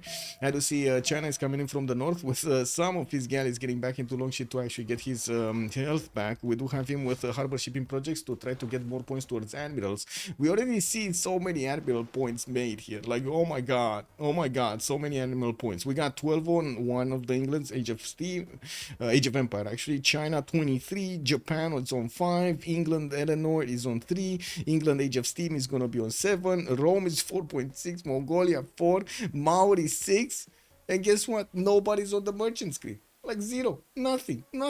Anyway, it looks like in the scientist screen we do have Maori starting to get some points, and also England. That's about it, but we don't have any Hypatia, so they're not rushing for this. While we're going to need to see if anybody's actually gonna put down one of those commercials so they can start to grab those merchants. Man, 3 extra traders are there just for free. You just need a few commercials and that's it. Anyway, getting shrine. I do see the holy site in Brighton in Eleanor's territory did finish, and we do have him getting his shrine out in 5 turns. I do also notice we're gonna need to see him actually how to say, getting these great prophet points, the 30, and I'm pretty sure it's gonna take a while. We're gonna need to see if he's gonna try to accelerate it by getting a project, or he just wants to get it passively. That city is growing in 2 turns, so I would imagine he's gonna want to step this up so he can actually get other campuses or stuff going, and also benefit from the extra bonuses of that said religion. We didn't have any religion yet, so everything is still up for grabs. 2 turns in Ancestral Hall in Birmingham. I do see Portsmouth is going to get the monument out next turn in the south. We do have Lighthouse in Nottingham, and Manchester is going to get the campus out in 3 turns. Magnus also going to get in there in 2, and I guess he does have some chops, but I don't really call this a big Magnus capital, right? 1, 2, 3, 4, 5, 6. That's it, and a lot of them, like 1, 2, 3. Sorry, yeah, 4 of them are actually in the 3rd ring. That's definitely not the Magnus I knew. Is that the Magnus you knew? I don't know, man. Wait, you cannot bet it's banned in Netherlands? Oh no, Iratus. Oh no, I'm sorry to hear that. Hey, wait, are you coming to TwitchCon? I'm still thinking about actually getting to TwitchCon. Anybody coming? Anyway, now we do need to see also on Victoria if he's actually gonna do something with horseback riding. Could definitely try to get a few, like a squad of forces to go against Rome if he thinks that he will catch Rome with his pens now. I'm not that convinced yet. 3 turns for a trader from Ostia. We do have Reina in Arpinum in 2 turns here. Also Harbors coming up in 8. I do see he's gonna get his lighthouse also from Dunum in 3 turns there. And I do see Ancestral Hall is coming up from Birmingham next turn, so we're gonna see England over here getting quite a few of those builders out. Pingala in 3, okay. In Eleanor's territory, more signs. What do we have here? Campus is coming around. Normal build for England. What did he put here? This is his campus, okay. Unfortunately, not gonna have any adjacency, like none whatsoever. And he did start to put his government plaza on the right side. Not yet gotten, but he did actually select audience chamber. We're gonna need to see if he's actually gonna keep this. It's kind of a requirement over here for Maori and also Japan to get admirals of the Renaissance kind, so they can actually get the damage going, and also the defense, not to mention the movement against their opponents here. And that's one of the reasons they're actually going for these harbor shipping projects. It looks like they went for a wave of admirals. Themistocles on England, Hanoda Navigator on Maori. Artemisia is going to go for also Eleanor. And it looks like they picked up like 2 and 2, right? They did pick up 2 and 2. It's like the 2 Victorias did manage to get Gaius Julius and Themistocles, then Hanoda Navigator and Artemisia got picked up by Maori and Eleanor. Now the question is, who's actually gonna grab the next ones? Because the next ones are important, not really the first one. The only I guess you do have like 2 of the first ones that are quite important: the extra boat and then the extra fleet, or I should say the one that creates a fleet from your cities. Thank you so much, Lith. Much appreciated. Amen. Yeah. This is what it is these days. We do have settlers coming up in 2 turns here from Engarwahia. Diamond's gonna get upgraded there. Okay.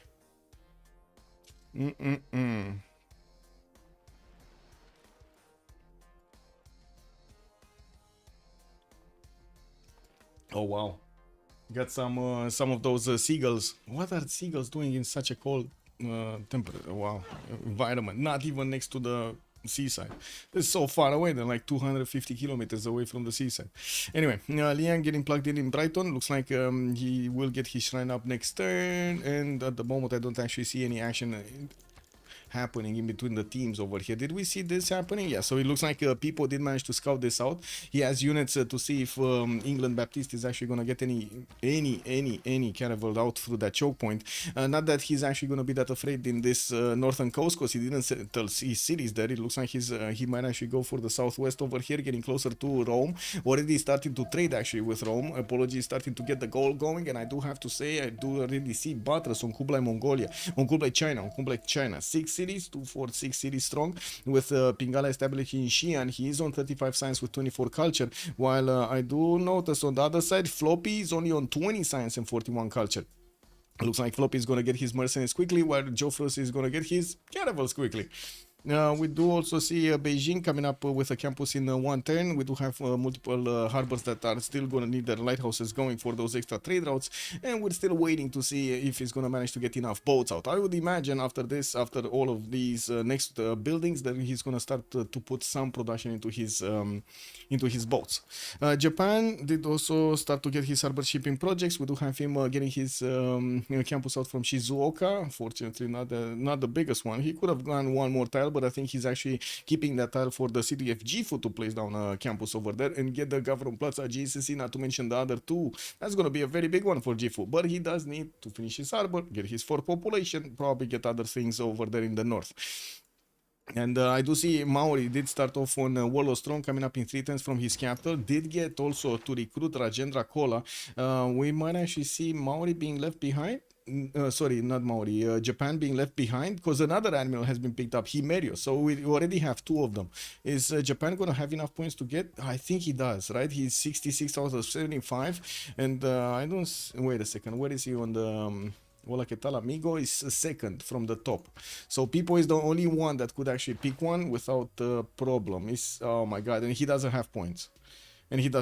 So I'm pretty sure Japan is going to pick one of these. So England is going to get this, and then we're going to have Japan picking up the next one. Or maybe he's not making... No, he's finishing a project, right? Yeah, he's finishing a project. It should happen.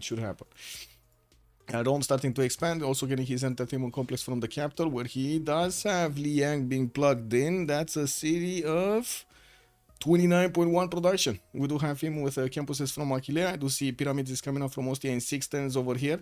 Now, while we do have him on 246 tiles, I do see Reina in Arpinum is getting in there. 4 turns for a harbor also getting in there.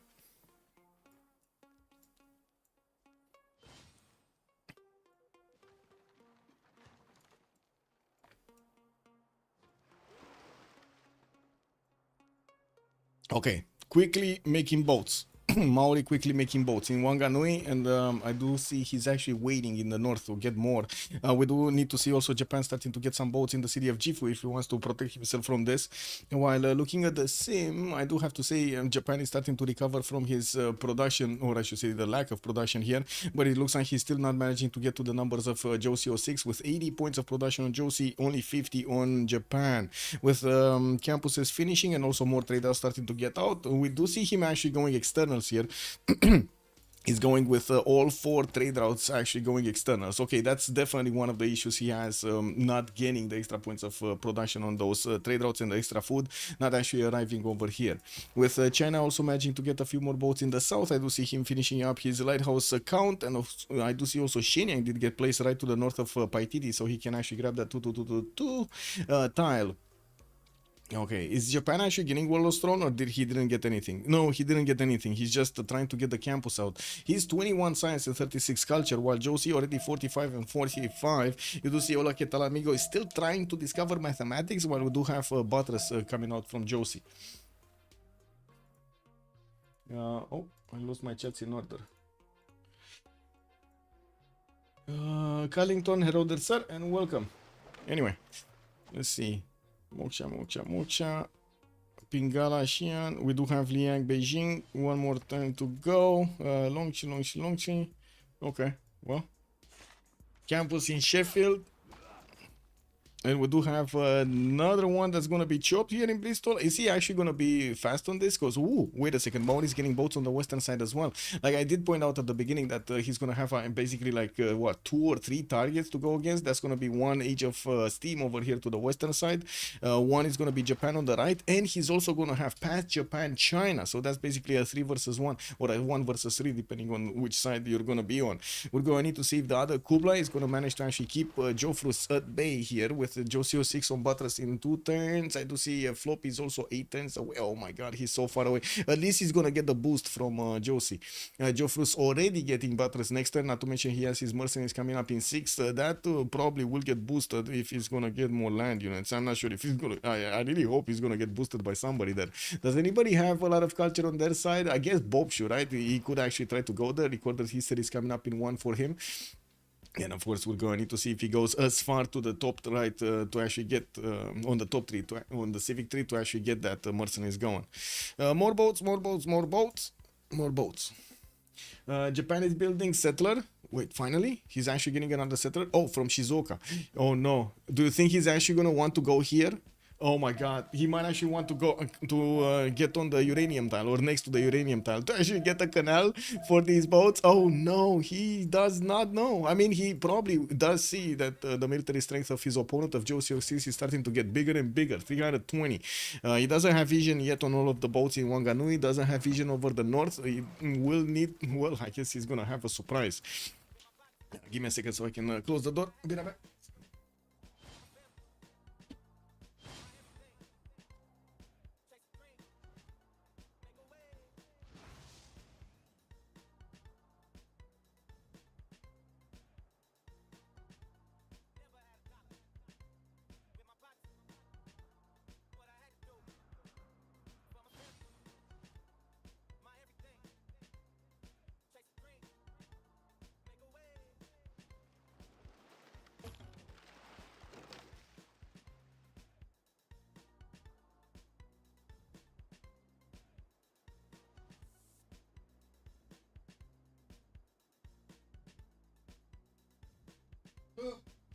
Wow, small ladder today. I mean, I shouldn't have drank that cola from McDonald's, man. It is what it is. A lot of liquid quickly into the bladder.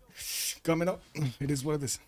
Anyway, 2 turns library. We do have Theater Squares also coming around from Maori. We're definitely going to need to see if he's going to do anything with the Western fleet. Now, they do need to give him the gold. And I would imagine in the score tab, we're going to start seeing the Sharks actually acquiring more and more gold and keeping it in their coffer so they can actually do this. And I do have to say they have Floppy and also Rome 130 each. Like on the other side, they barely have one with 110 gold up turn on Kublai Khan China. But to be honest, I think he's going to have the bigger fleet against his opponent here. His well, brother, Mongolia, Kublai Mongolia, with so many Garrix coming out, and I do see Geoffrus is going to be 4 turns out from cartography. Looking at Floppy, actually getting Buttress in what, 3, 2? I think he's like 3 turns. Let me actually see. Is it okay? 2 turns. So it was 3 from the last turn. Geoffrus is already gaining cartography in 3 turns, and he will have the gold. His teammates are actually starting to keep up their gold per turn. OLAKETAL AMIGO will also need some, because I'm pretty sure we're going to have Josie upgrading a lot of his boats. Not only China here, not only Mongolia to try to defend this, but they do need to put the gold on Josie.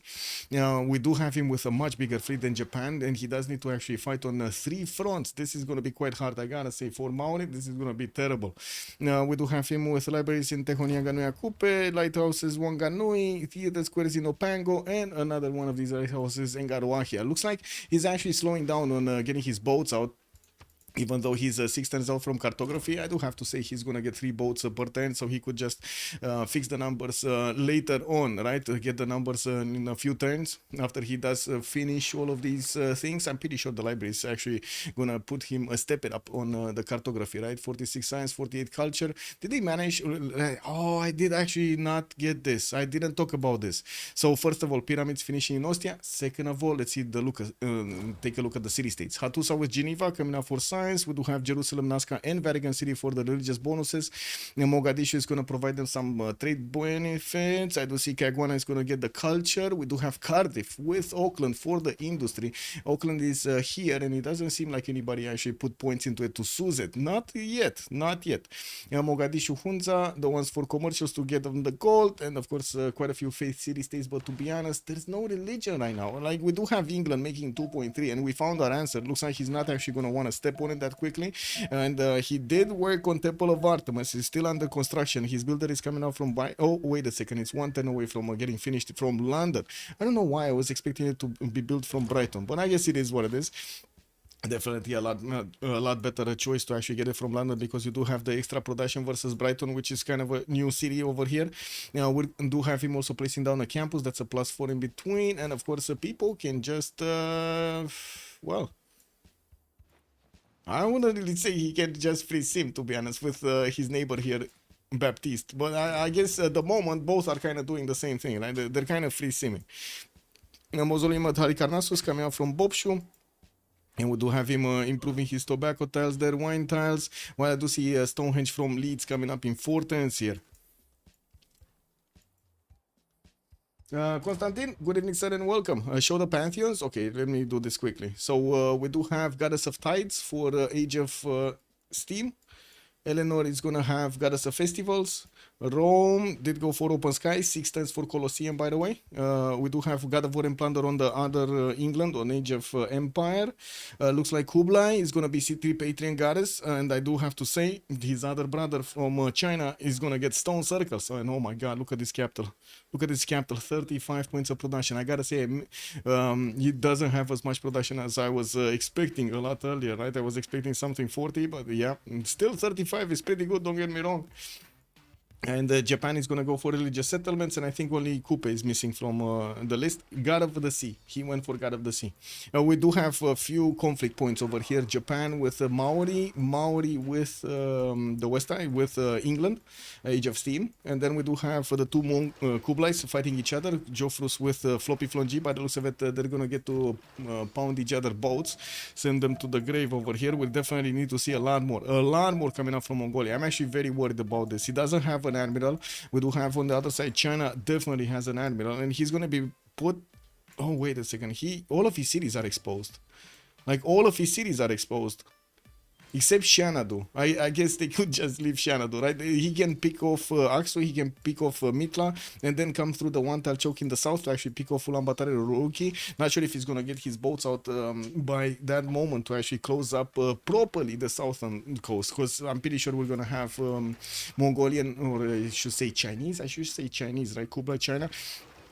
Getting his pre-built squadron to upgrade them into frigates and actually put them to work over there to smash the chokes in the south. There isn't that much that you can hide behind, but there is this 3-tile wide choke point over here. Well, I should say long, 3-tile long actually choke point. Not to mention you can try to go around it with a city center. This would be so funny if he actually buys a city in Mitla, a settler in Mitla, and just gets it over here, and all of his fleet is gonna be here, and all of the defensive fleet of his opponent Mongolia is gonna be here, and then boom, you just get through. You just get through everywhere. Anyway. Now let's see, 112 gold on Kublai, Mongolia. Do they have the gold for all of it though? Kinda, but kinda not. They definitely don't have enough gold for all of the Chinese boats here. On Mount. Oh my god, it's happening. It's happening. Mechanic also, good evening, sir, and welcome. Look at this settler. Josio 6 is bringing a settler. Is this gonna be the connection settler on the right style, or is this gonna be somewhere else? Like, where is this settler going? Is he gonna settle island? He might actually settle island, to be honest. Or he might go for the right style. You never know.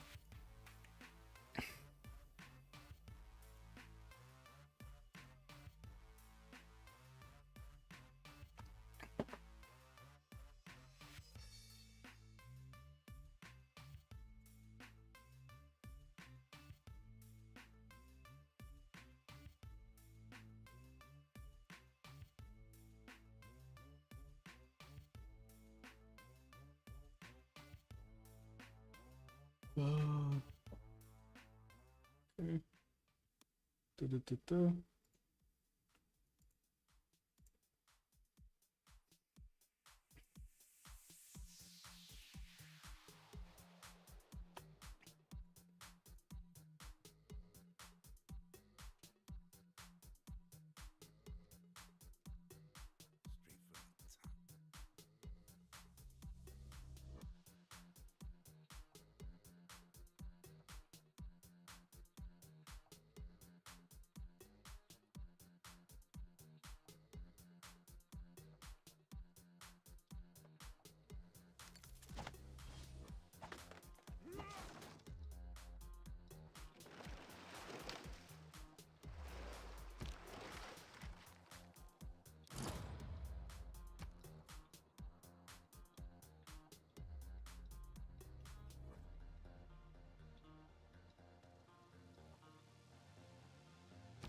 Okay. Ooh, China actually getting some boats to try to defend Japan, since Japan didn't manage to actually get that much science. Well, wait a second. Josie is 3 turns because he put it off a little bit. 1 turn away from mercenaries, while OLAKETAL AMIGO is 4 turns away from cartography. He's still on civil service. Pretty sure he didn't actually get that much culture. No, he's on 51. Oh, he might have. Actually, he should have actually gotten his mercenaries. If he's going civil service, he should already have mercenaries. Yeah, there we go. He has professional army. There we go. Okay, now we're starting to also tick down the clock until the next stage, so we're gonna need to start actually looking at all of the players' era score points. We do have Geoffrus getting his galleys out in the south over here. Longxi and Beijing did manage to build quite a few of them, not to mention Jiao Dao. We do have Reina establishing there in Jiaodong. While I do see the galleys are going to need their upgrades, there aren't that many times that he could upgrade them into. Only 2 of these, or 3 if you do count the city center, while of course discovering cartography is not going to allow him to get galleys anymore. He's going to need to rely on what he produces right now.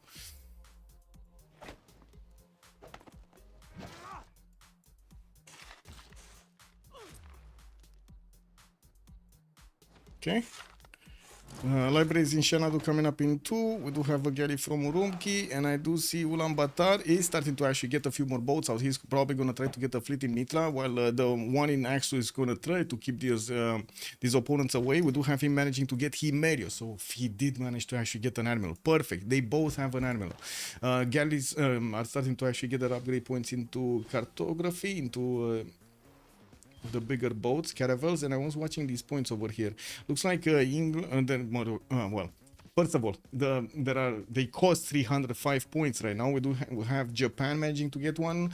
I do see also Maori managing to get one, and of course Khmer is showing up over here on Kublai, Mongolia. We didn't have earlier, actually. Wait a second. So 1. Oh yeah, there we go. 4th one would be China's Leif Erikson. Got it. Okay, I was missing that. I'm still scrolling over it. Okay, multiple caravels coming in. We do have builders from Xi'an, and by the looks of it, builders coming around over here from that city center. Well, and we do have Yang also getting another builder in 10, while the caravels will need to start marching towards the cities of Mongolia to bonk his ships. He does have way in there for a few turns, like probably 1 turn difference over here from him getting to the coast of Mongolia. I'm pretty sure it's 1 turn difference. Yeah, it should be 1 turn difference from actually attacking the troops in Aksu. And he's gonna try to take out as many of these boats as possible before they actually get their upgrades up. Okay, Rome did start to chop every... let's see era score, because we didn't check that. 4 turns to go. Boubsho, 45-45, but that is actually normally. She would need to get a lot more points if he wants a golden age, and I do see him managing to recruit Euclid. We do have Hypatia next, and by the looks of it, Maori China do have both the same points. Not sure exactly who's going to pick it, but we're going to find out soon. I do see also... there we go. No, I saw the Mirestus got picked up by Age of Steam. We do have Eleanor picking up Bassa for one of those writers. While by the looks of it, he got already 2 of them. 1, 2. Yeah, he got 2 of them. Very nice, actually. That's a lot of culture from the beginning. We're gonna need to take a look at the other era score. So Dark Age here, Kublai, Dark Age on Victoria, Dark Age on Hojo, Tokyo. Looks like it's quite a problem to actually get the era score going, so they can get the golden ages. On the other side, I do see FloppyfloNG 36-38, definitely not gonna manage to make it by the looks of it. He's still struggling to actually get the boats out, and as you can see, China is pushing him directly as quickly as possible to the city of Aksu to take out the Mongolian troops before they become bigger, stronger, faster. Cartography is coming up in 2 turns, and we do have the caravels managing to get in range so they can bomb quite a few of these Mongolian ships. Not to mention he's gonna get a much bigger fleet to actually fend off his opponent here, or I should say attack into his opponent. We got 2, 4, 6, 8 boats on Mongolia side plus the 3 over here. That's 11. We do have 2, 4, 6, 8, 10, 12, 14, 15 boats with these 4 over here on the western side. So 19 boats total for China, with only 15 actually deployed towards Mongolia. We do need to see if he's actually going to manage to get what he needs to do here against his opponent. I do see also OLAKETAL AMIGO is getting his cartography in 3, by the way, with him going for divine right. Anyway, Apology 43-43, he also doesn't manage to get there. I mean, he's going to get Colosseum in the city of Rome. That's going to be a wave of points. He did get Mausoleum of Halicarnassus in Ostia. Did build the pyramids and still didn't get the points. That's amazing. Doesn't have a +3 campus from what I do see, or at least, yeah. This one, no. Oh my God, no. He put the +2. Wait, is he trying to actually get a Dark Age? I think he might actually be trying. I mean, he can't. He cannot get a... Oh my God. He cannot get Dark Age here. He's 43-43. Incredible. Anyway, let's see the first moves here. Do we have China moving in? I would think so. Joe06 going dark. By the way, the only one that did manage to successfully get enough points for the Golden Age is going to be Pipo with 61 out of 60.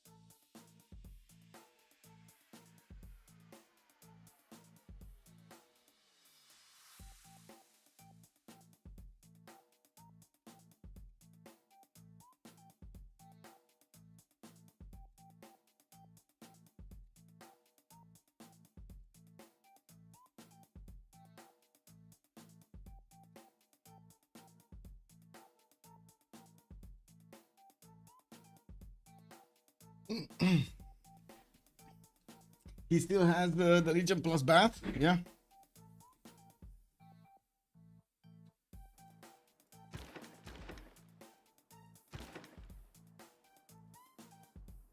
Campus in Jiaodong, okay. Squadrons coming up from Beijing. The frigates are coming in, and I do have to say Mongolia didn't actually lose that many boats. He didn't lose that many boats. There are quite a few of them that are not going to get their upgrades because they're in the middle of the seas. They're not actually in any territory over here. And we're going to need to see if next turn we're going to have some first moves from either of them. Floppy on the one side, he does need to upgrade his boats. Now on the other side, we do have China that needs to actually attack these boats as quickly as possible. Especially the ones that... Oh, okay, he doesn't have a chance. Okay, it looks like Geoffrus does have a bit of a later start of the turn here. And of course, we're definitely going to need to... We're going to see him up attacking some of these galleys, trying to get through the one-tile chokes. Mongolia is getting promotions, not bad actually on some of them. The extra +5 from emblem is going to be amazing. Okay, looks like Japan also has to deal with the caravels of Maori, and he does have quite a few of them in the choke point in Shizuoka, 3 of them, while in the north only has 2, 4, 6. I do have to say it's not like actually Maori does have a lot of his own here. He did manage to settle Kapiti, the biggest one. Chat, he did settle Kapiti. He did. Can we see Maori? Yeah. He's leveling up. And he's trying to actually get to Japan. Japan, I think he just got to cartography, right? He does have the upgrade button. It's just a matter of giving him the gold. And I guess he does have gold for at least one. So that should be fine in the choke point here in Shizuoka. While China did upgrade a few boats in the city of Gifu. He's going to play bodyguard here, helping out to attack into Maori. Not bad actually to get this number of boats coupled with China to go against Maori. Especially since Maori... Ooh. Wait a second, is he? So he did upgrade like 2 of them, 3 of them. Okay, he does have something else underneath that harbor that I do not see. I don't know. You see the boat is kind of like it looks like there's something on top of each other. Anyway, era score, how many turns? 1 turn. Oh, Japan got to the golden age, 58-58. Looks like Baptiste also did manage to get to the golden age. We do have Age of Steam getting to the golden age, 56 points out of 56. Apology did get his golden age, and also Eleanor did get his golden age. So we do have two dark ages, basically, Floppy and Josie 06 on one side, while on the other side we're gonna have Geoffrus in the dark age, but we're gonna have Japan managing to get his golden. And that's actually a big question over here. Is China gonna manage to actually flex his strength against Mongolia? I think so. By the looks of it, he's actually managing to flex it quite nicely, getting those experience points on his caravels. Giga stacked. Yeah, it's giga stacked over there. Well, good thing he doesn't actually have anything here, but to be honest, he should just get them out, right? If they're caravels, that's just a tile being kept from a galley getting its upgrades. Now we're gonna need to check through their bonuses in the next era after the World Congress. We're gonna have the World Congress in just a minute and a half, like 2 minutes or something like that, and we're gonna see it afterwards. And does Age of Steam even have any boats to see it coming? Zimortak? No, he doesn't have anything here. He's gaining some quadrims. I think he's thinking of preparing a defense here in Leeds. That's why he's getting the quadrims. Because I do see England has been fighting England, like Pipo versus Boubsho. They do have horses just watching each other. And there was I'm pretty sure there was a slinger here. I guess he died at some point because I don't see it anymore. We do have also a religion, Buddhism, picked up by England. This is interesting. Zen meditation and Defender of the Faith being picked up way before Brighton got a religion. Wasn't he the first one that actually got a holy site? How did he not? Oh my god, he didn't do the projects and he doesn't have the religion. It is what it is. He definitely focused as much as possible on the culture, and we can see the results. We do have him on 95 points of culture. That's the biggest one in the game, with also 59 points of science. Getting those trade routes connected to his ally here is giving apology so much gold per turn, 184 points with 97 culture and 54 points of production. People did actually jump up to 118 points of production. Colosseum here did finish. Rome did manage to get that Legion up. Easy points. Another bath coming up from his cities, and I do see he's getting more campuses in the south. What is even this game? Oh, the +2 over here. Okay. Anything happening? Because to be honest, I don't really believe anything is going to happen that much here, unless we're going to see China giving the goal to upgrade all of the boats of Japan and his own boats to actually flex against Maori. Doesn't seem like a lot of things are going to happen here. And Josie is going to get his exploration next, and that means he's going to unlock the Press Gangs card, and he's going to have the ability to get the half-cost caravels directly from his cities without needing to spend any much gold on it, but they're going to be heavy in the production. Okay, let's see. I need to go B, preserves, scout, recon. Okay.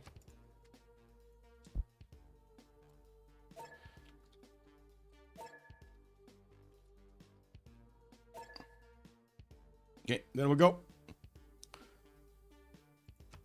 And next, we're coming back in 2 minutes.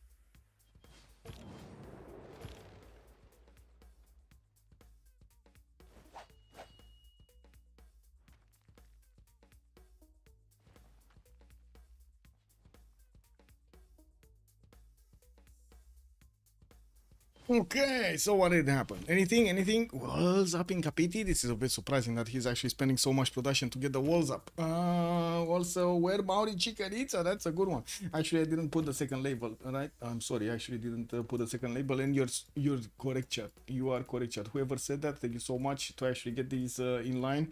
I didn't actually get to see the screen properly, but there we go. We got it now. We got it now. And why do I have two of these? Oh my God. F2. I had a bit too many chats. Okay. So, Boubsho, Pen Brush and Voice Golden Age, we do have him 72 Science, 84 Culture. I do have to say, he's about to meet his maker. We do have Joe CO6 coming in with 7 caravels, 2, 4, 6, 7. Yeah, 7 caravels. And I do see him following up with privateers that are getting 210 from the city of Opango. That will get quite quickly to the English territory. While Boubsho is going for his military engineering, and he did manage to go for encampment training projects, encampments, that means bronze working.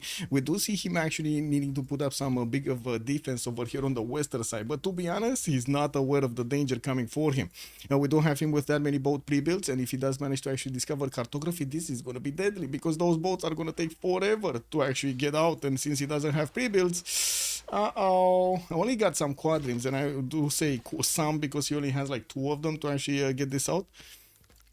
With Foreign Ministry coming up in 3 from Sheffield, we do have Viceroy of Miletus here. And I do see industrial zones coming up in 3 turns from Newcastle upon Tyne. Great Library coming up also from, did manage to get built in that city center. Anyway, Kublai Khan Mongolia, Dark Age, and of course I'm pretty sure he's still bonking the units of his brother. Here is his other Mongolia, China. While he did manage to actually get into the south, it looks like he's starting to actually be hit quite strongly over here in the southwest. He's managing to do quite a few hits, and he does manage to actually get promotions on some of his boats. This is a level 2, for example. While he's going to need to be very quick, I do have to point out, unless he actually, there we go, he shift enters out of the way. Very good moves, by the way. Amazing shift enter to protect those caravels from being attacked. If the caravels of Floppy are gonna try to go past that, they're just gonna be zone of control by these caravels in the front. Looking at his cities, he's getting more hardware shipping projects, actually 2 of them, and by the looks of it, he's gonna be quite quick.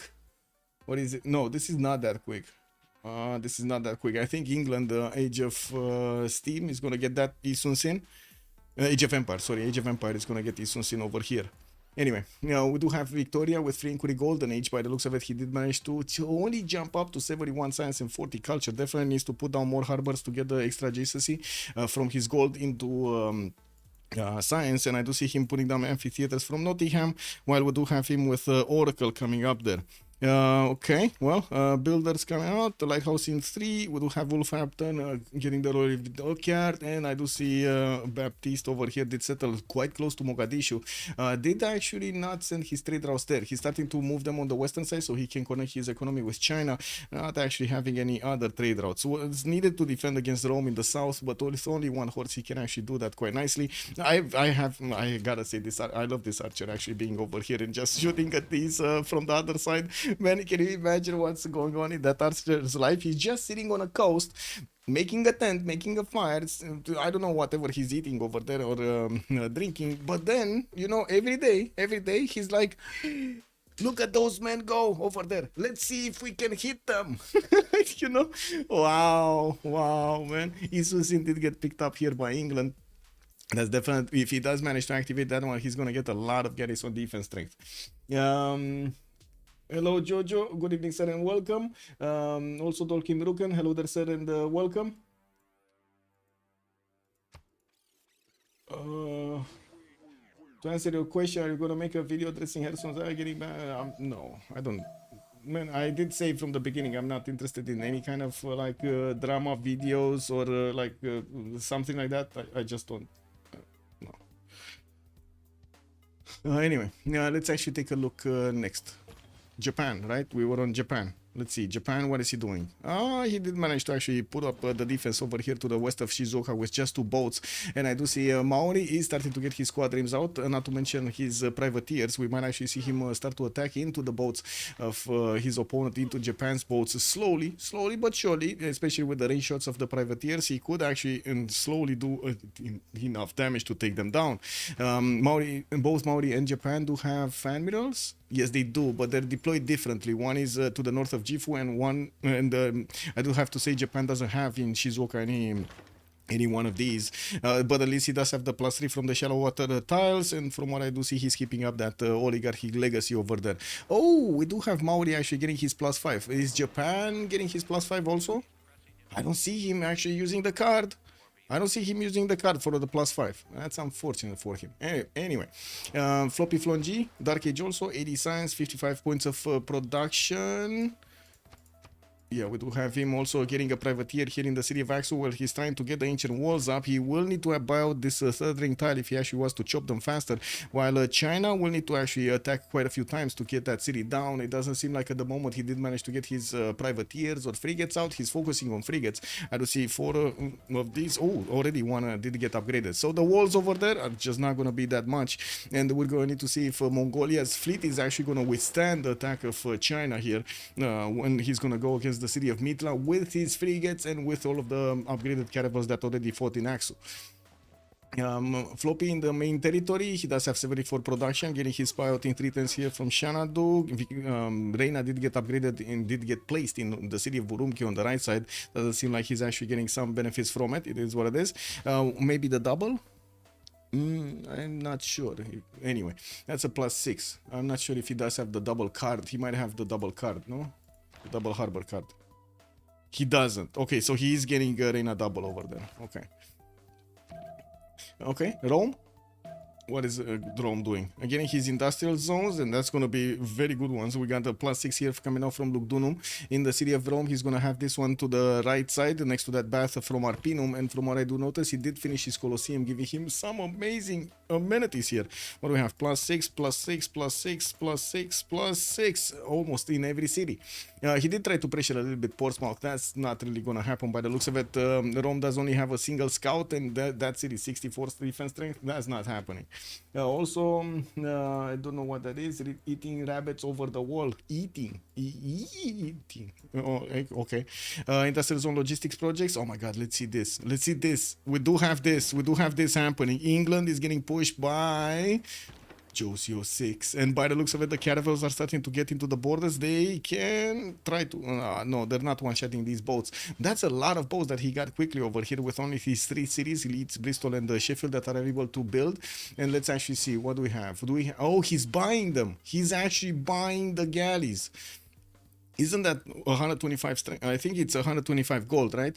And I do see cartography coming up in 2 turns here from him. Does have a city that is trying to actually be placed over there to the north. And of course, with the privateers arriving, well, guess what? He's going to get to shoot these cities even from the right side of Bristol, because these are flat tiles on the other side. They can be attacked. We definitely need to see a lot more privateers and or frigates to get in there to do the damage, though. Anyway, we do have on Coupe. Wait a second. He went for the free Dark Age, 110 points of production. We do have him 59 science, 58 culture. Not that much, not that much. I see both China and Japan are managing to overtake him in this one. And if he doesn't actually manage to get an advantage in this age, or at least in these next 20 turns, this is going to be critical in the next part of the game, with Geoffrus and OLAKETAL AMIGO having more science than Maori. We're going to need to see if he's going to get to fix this. I do see he's trying to get as many privateers out as possible. I do see, yeah, he's getting them from every city. With Foreign Ministry getting out from his capital, he did build earlier Wall of Stone, so he does have more production towards those military units, not to mention less cost for each of them. Doesn't seem like the gold per turn is a problem. I say that, and then I see he's on 5 gold a turn. Anyway, he's starting to actually attack into that caravel here from Shizuoka. Let's see how much it heals. Not that much, but to be honest, there's a single privateer and 1 caravel that did attack into it. I still don't think it will take it out entirely. It will. If he actually attacks with a full strength caravel, it will take it out. Okay, we do have some boats from China that are also keeping this up, and we did see China managing to get another city-state over here, Jerusalem, or I should say a city-state from the game, Jerusalem, while his frigates are arriving to attack into the city of Aksu. We do need to see all of them upgraded. There we go, we got a few more that are getting in, with the first 2 going for Aksu. I would imagine the next are actually going to go for this fleet in the south to try to handle that pressure and keep on pushing, because he can't let go, right? He cannot let go of FloppyfloNG here. We do have also people with 90 science and 160 culture. That's by far the most culture in the game. With 2, 4, 6, 7 cities. Got Temple of Artemis, Foreign Ministry in London. Got his religion finally from the city of Brighton. Jesuit education and holy order. Taking a look at his yields. Faith, he does have 18 faith at turn that he could actually invest in some of those libraries. To be honest, doesn't seem like it's that much of an income for him to actually get Jesuit. But sure, maybe he's gonna get some more faith income. I mean, getting also his missionary to start spreading out his religion. He did manage to, well, keeping the bank 91 faith. Well, let's see what's happening here. Next turn, right? We're gonna need to see what's happening here, but I would imagine at least one boat is gonna die, if not 2 boats are gonna die. But I think just one, to be honest. There just isn't enough space for Maori to actually deploy his caravel to attack properly into these English galleys, and they can just keep on moving around. They're not getting one shot. They're not getting one shot, right? He needs 2 to actually attack. So one, and then when he attacks with the other one, it's just gonna be a little bit over half of the strength. And Boubsho, I gotta say, he's gonna have his cartography coming out next year. He does have 146 gold in the bank. I would imagine he's plugging in right now, or he had it before, professional army, so he can get the half cost upgrade on these galleys. He does need to upgrade 4 of these. I'm pretty sure if he upgrades 2, this is gonna be fine. And by the looks of it, the Maori private, oh my god, wait, he could pick up the settler, no? He doesn't see the, wait, does he? I think he sees the oh my god, if this one is gonna pick up the settler, this is gonna be so funny. Because I do have to say, Boubsho is not seeing this privateer. But that's a bit too far away. That's 4 tiles out. And I don't think... Wait, how much does the pillage cost? Isn't it like 2 movement to get the pillage going? Why got the naval admirals? What do you mean? Wait, this map is going all out on naval warfare. Yes, and I do have to say, good Tolkien Rupert. Everybody in the game went for harbors. Everybody went for the admirals. Who got the admirals? I guess it was, wait a second, not England. Wait, did he get? No, Themistocles and Santa Cruz. Okay, he just recruited or something around there. It was in the last few turns, he did manage to get Santa Cruz over here next to the boats. And he did upgrade all 4 caravels. So right now, it doesn't look like Maori is going anywhere. Anyway, let's see. Just getting out. Oh. Congress. Theater Square, 100% production towards buildings. Good thing Eleanor already built them. Siege, losing 3 combat strength. Okay. I do see gaining Diplo victory points on Pipo. He might actually try to get that Diplo victory going. He does have the ability to get so much culture that he could get easy to civil engineering to actually put down his Statue of Liberty. While I do see he's getting a wave of builders out. We do have his art museums also getting finished here in 2 turns from the city of London. That's a very big city. 33.4 points of production. While Hull is also 33 points. We do have Liverpool 36, very nice, and Brighton is only 26. Oh well, it is what it is. Reina in the south, unfortunately, I have no idea, by the way. I do have to say, Chad did ask why we don't have any Reinas established here. I guess he would need to actually switch Moksha out of his capital, and he just doesn't want to. He's getting a lot of culture from that. Oh well. Now all of the trade routes are already connected with Rome. Rome did manage to put his reina in the city of Arpino. And on the other side, I do have to point out the Maori did manage to get his admiral out. Japan did get an admiral out, and now finally he actually got it to the south of Shizuoka here, where the boats are fighting. Where the Maori privateers did actually get in. We do have new ones getting established, and in the north he's actually bonking some of the Chinese boats here. He's dealing with them. While I do notice, ooh, he's getting pushed back. Mongolia trying to get back at this. We do have Chinese frigates that need to deploy here to actually push or take out trade with Mongolian units. While I don't really see that many boats out from Aksu, we do need to see if the first moves. Floppy has the first moves. Now the question is he gonna actually withstand this? Because we do have more quadrants that need upgrades. China has caravels that were just how to say getting the heels off. But I do have to say we do have a +6 intel on opponents' movements on Floppy on China. He has a scout here deployed. He has an extra intel. Boom, +6. That's amazing.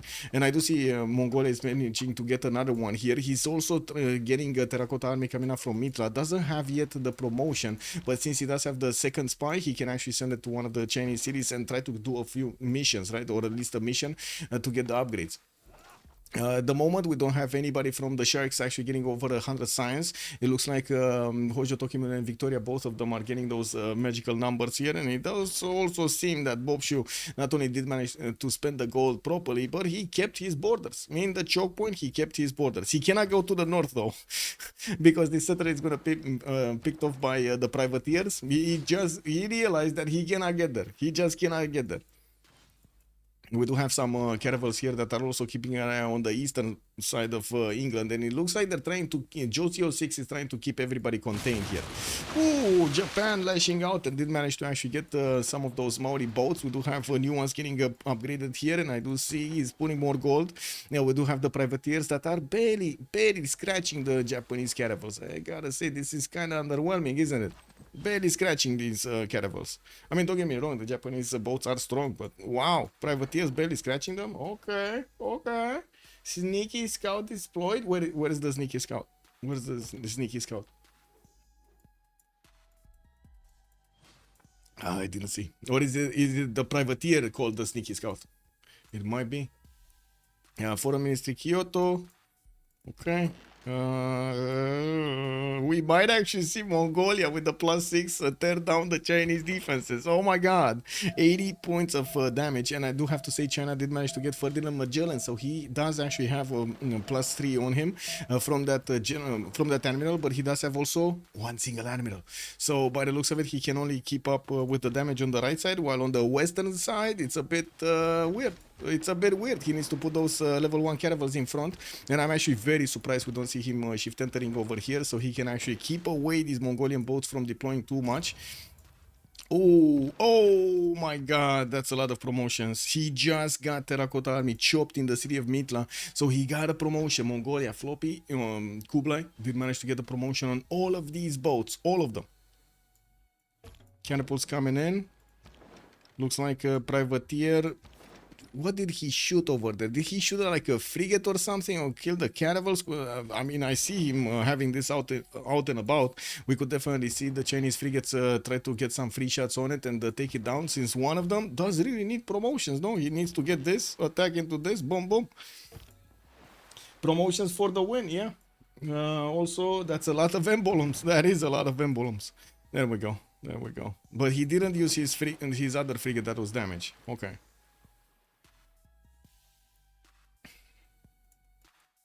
We have here intelligence agency 3 times from Beijing, more caravels here. Okay.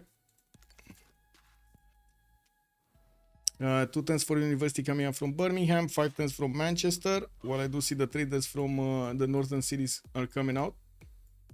And the bonking back has been in.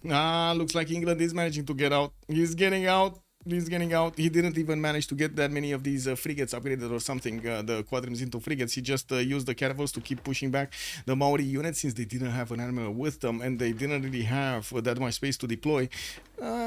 It looks like England is managing to win against Josie, and I gotta say, this is dangerous, right? We already see Geoffrus over here managing to push through Josie 6's defenses to the north of Kapiti. Yes, Japan kind of lost this choke. He kind of lost this choke, so at least on this side, Maori is managing to win, but his city of Kapiti is going to be under danger. While he's even getting Great Lighthouse. Why? Oh wow, he just needs boats. I gotta say, right now, he just needs boats. Like, I would imagine he would need a lot more boats. This caravel needs to get into the city center to protect itself. Privateer coming around, not doing that much against that other caravel. Well, we do have a few more privateers here. Only 3 of these Chinese caravels are remaining on the front line. Okay, so promotions. Maori is going to manage to get the pillage on that harbor, and I do see him. Oh, no, he keeps on going, trying to actually get through. He did manage to actually attack to the south. I think he's going to get, next turn, probably going to be taken out, right? I'm pretty sure with this one, he can take it out. Okay, what's happening here? Now, this is a problem. Geoffrus is managing to actually contain FloppyfloNG. Hello, Athena. Welcome back. What's going on? The little cat. Oh, the scout is deployed on Jiaodong. Jiaodong. When I say a lot of things. Oh, the scout. I said the scout. I'm sorry. I wanted to say the spy. Wow. I'm sorry. I wanted to say the spy. It is what it is. Athena.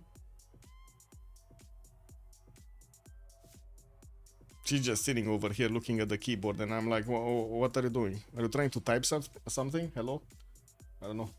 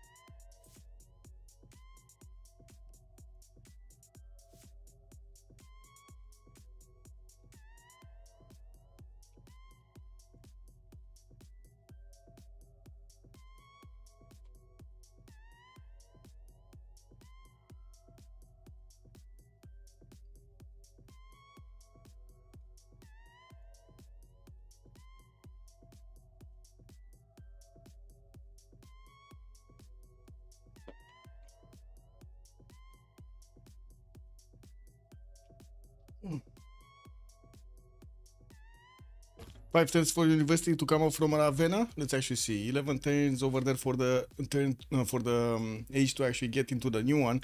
Privateers coming up from Axo. Shanadu coming up over there with some builders, and I do see actually Mongolia is pushing in as hard as possible into the Chinese defenses, since the spies from China didn't actually get to the cities at the moment of Mongolia. This is extremely dangerous, and we do need to see if China here with his, I do have to say, a lot more boats, is going to manage to actually withstand the damage. Is he going to manage to withstand the damage? He does have frigates, so that's one weapon that at the moment Mongolia does not have it. Hello.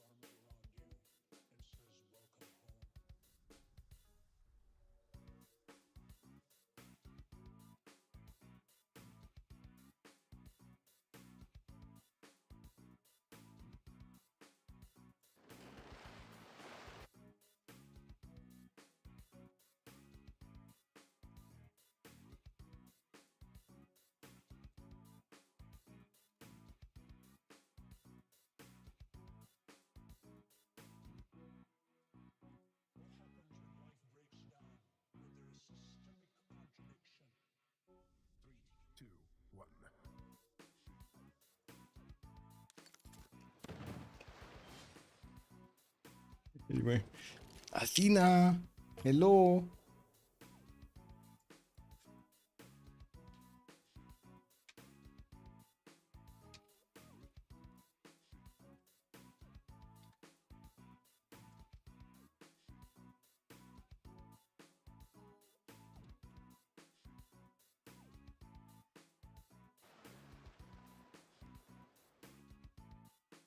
Oh, getting this, getting this.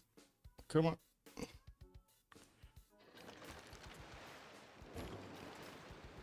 Whoa, whoa, whoa, whoa, whoa. We got a frigates getting bonked. Boom.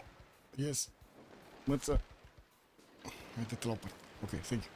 Okay, so we do have the frigates getting attacked, and it looks like Floppy is managing to win this. He's managing to win this against China. Wow. Wait a second. Where is this China caravel going if it's going into the lake? Why is he building a boat in the lake? Oh my god, he's building a boat in the lake. Oh, that's I think awkward. Anyway, yeah, we do see also on the western side, it looks like Maori is pushing out with his privateers, also pushing into Japanese territory here. He got pushed out from Age of Steam, though. We do have Boubsho actually managing to get on, down to the Maori fleet down to 3 boats, only 3 boats, and 2 of them are actually privateers with very low HP.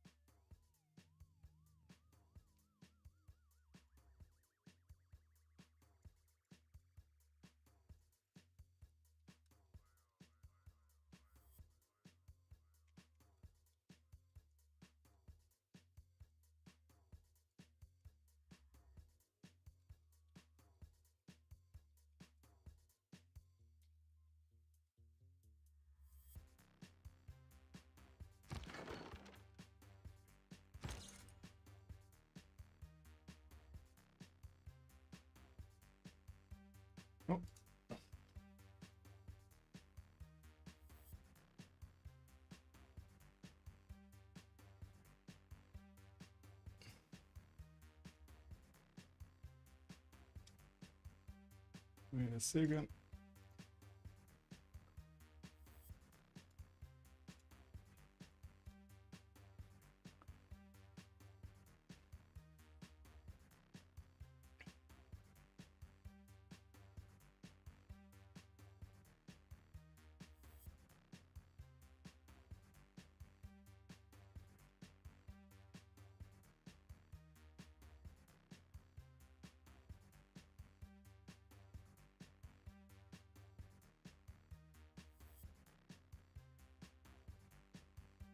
Lol.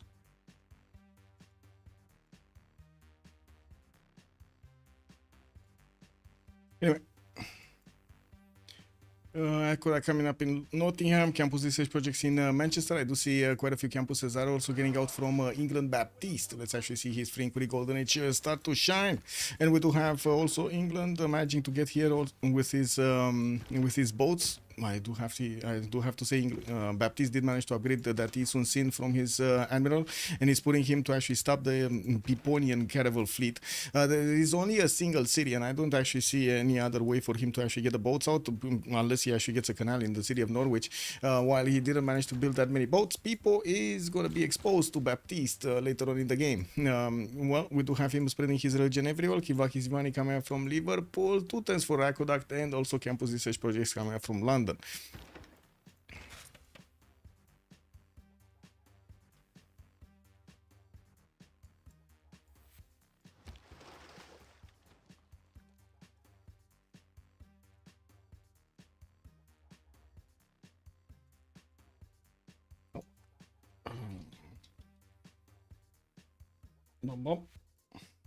A boat count mod would help with this map. Oh, yeah. I mean, I guess I'm playing the AI, right? I'm counting the boats if necessary.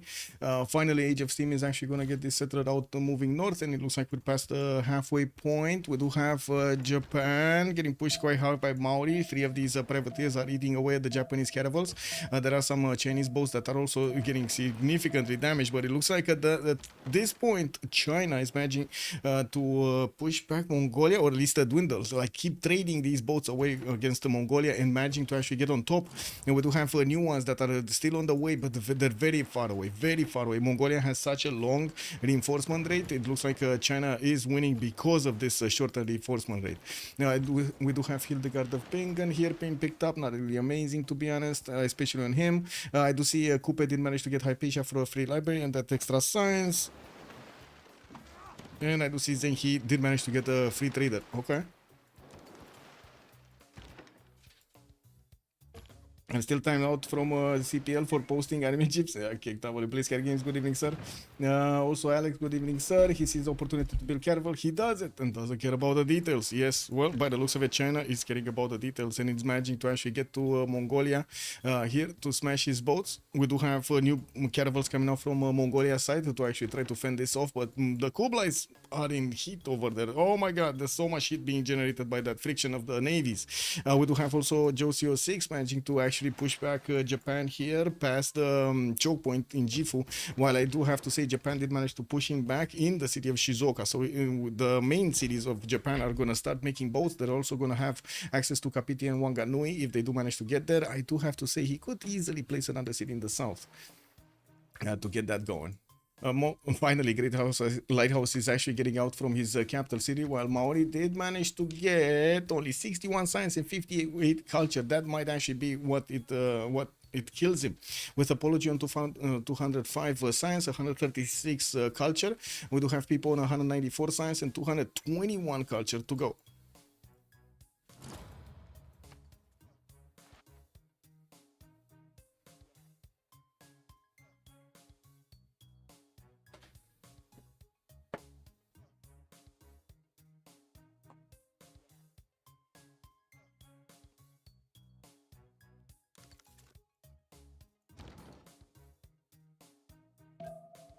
Universities in Ravenna, okay.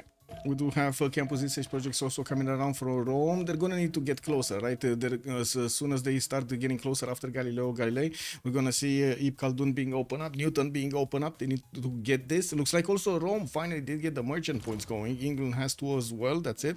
Only the two nations in the game do have merchant points. That is incredible, by the way. Even on the primordial map, that's quite something.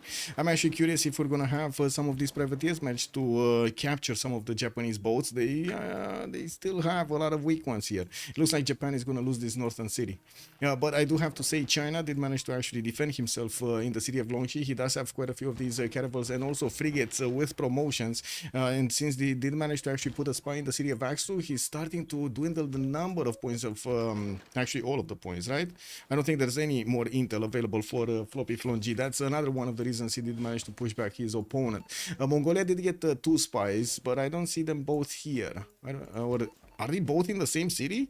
That's kind of weird, right? They might be both in the city of Jiaodong, to be honest. I don't know what they're doing. Neutralized governor is one doing the mission, and probably the other one is doing the intel mission.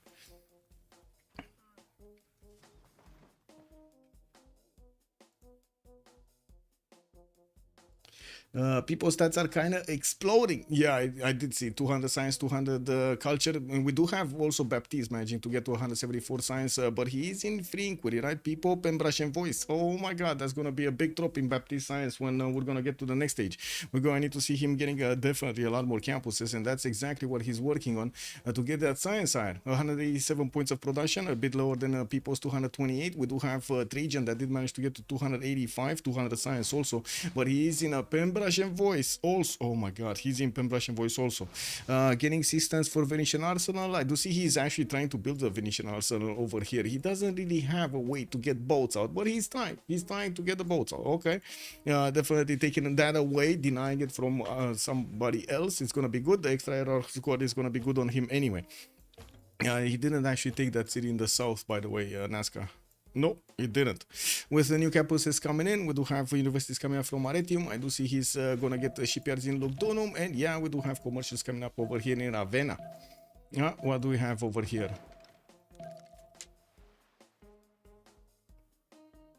People's stats are kind of exploding.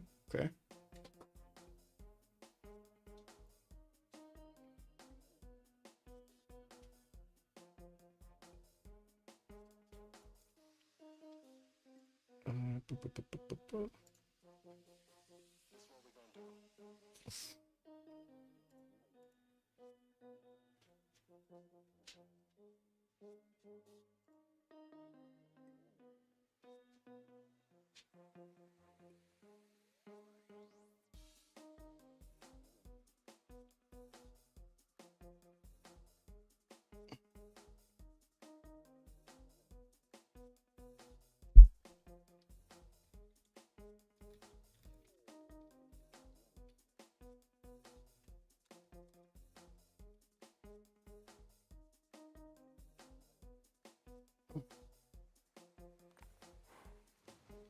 Oh, Kilvaxivani coming up in 13 turns over there in Bristol. Imhotep and Isodor Miletus gonna get the extra production on it. Looks like Imhotep one charge. We do have Isodor with also one charge. Did he manage to get it? No, he wasn't the one that got Mausoleum. I believe it was somewhere else, here in Ostia. We do have Mausoleum from Rome, and it looks like Marco Polo is going to be one of the next merchants. We do have him with a free trader capacity. I do see in the engineers James of St. George coming through, and well, we're going to need to see what's going to happen over here on the right side.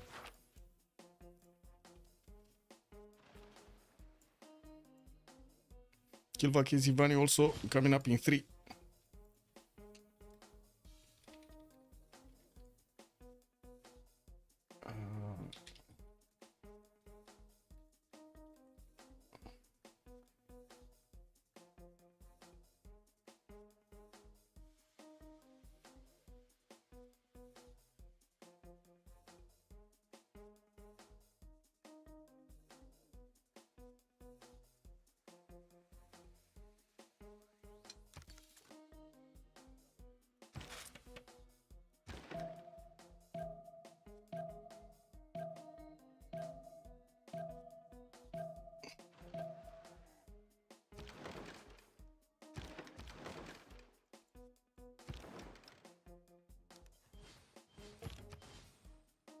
Well, let's see the privateers. Let's go. Let's go. Okay, let's go. Oh, that's one city down. That's the first city down. Japan is going to lose a city center here in the north. And it looks like, yes, Japan was trying to push in through Shizuoka. Oh my god, that city got taken and deleted the second, in the same second. Looks like also Mongolia is trying to get back his fleet. Ooh, that's actually a long time until he's going to get these hills. But at least he does have a decent row of boats coming from the south. Doesn't look like that many. And we definitely need to see if Geoffrus is going to manage to keep up with the production. On one side, Floppy is 111. On the other side, we do have Geoffrus here on 151. That's definitely a lot more.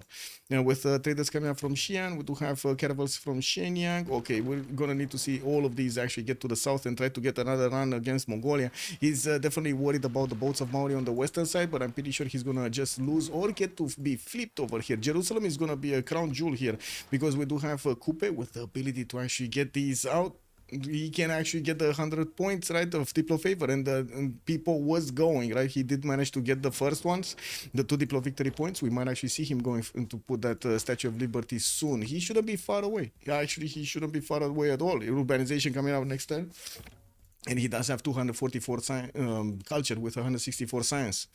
With the industrial zones in Brighton, we do have water mills here. Okay.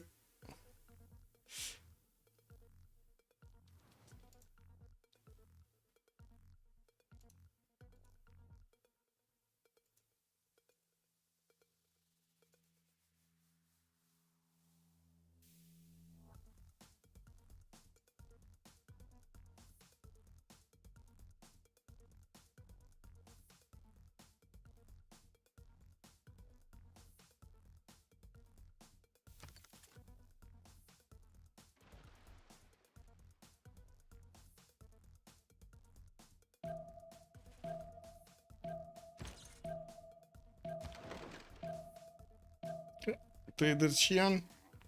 5 turns for a caravel coming out from Jiaodong.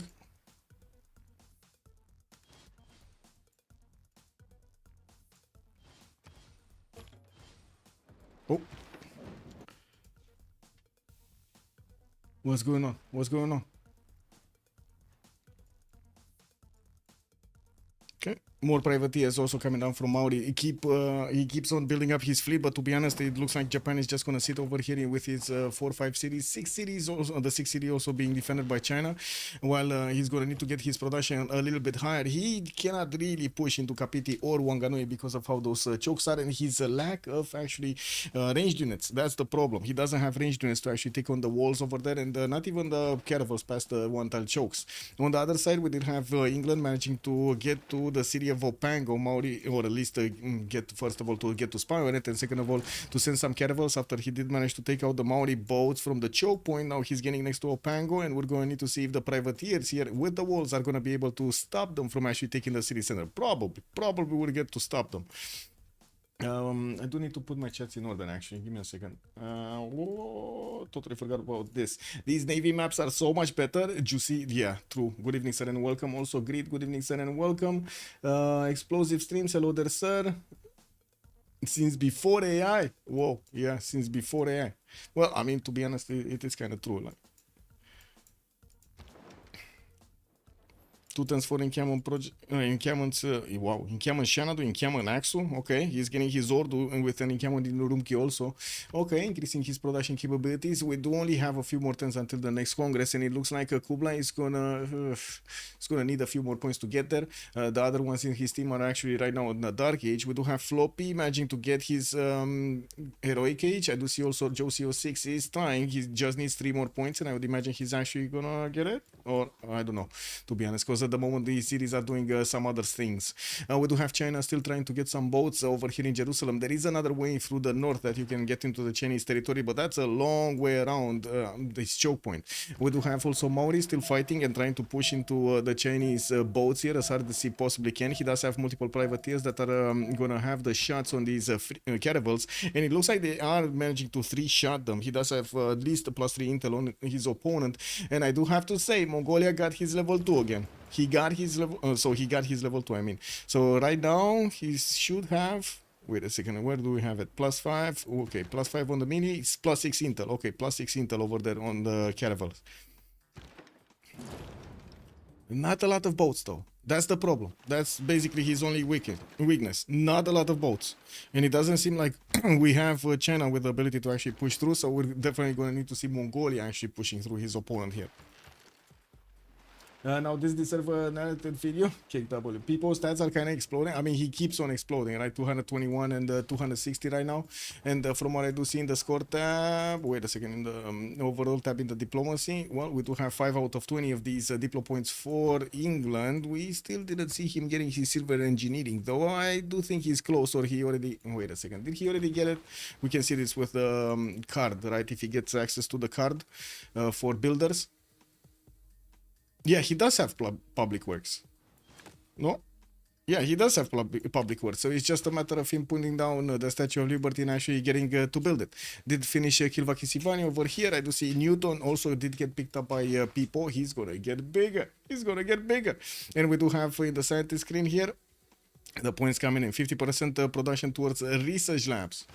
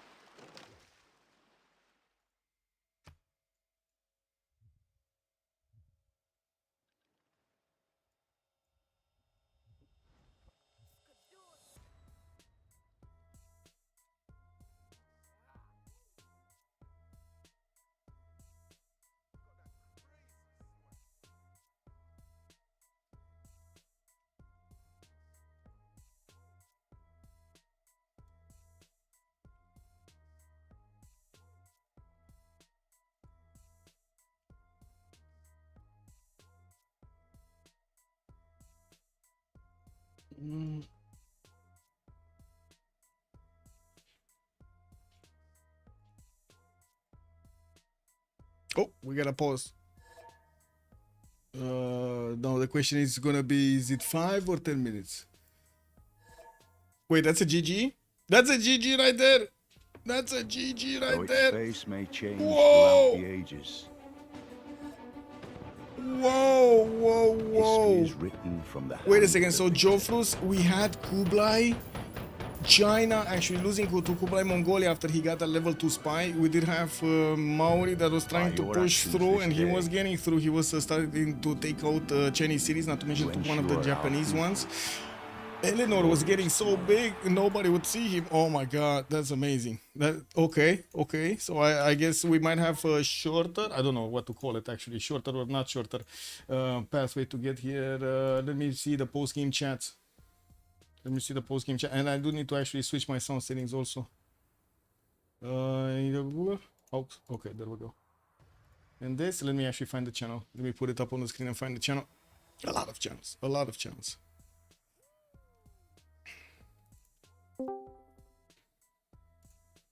Oh, GG, well played. I gotta say, my heart was all over the place. All over the place. Both there, one tile chokes, like everywhere. Everywhere. I didn't know where to look first.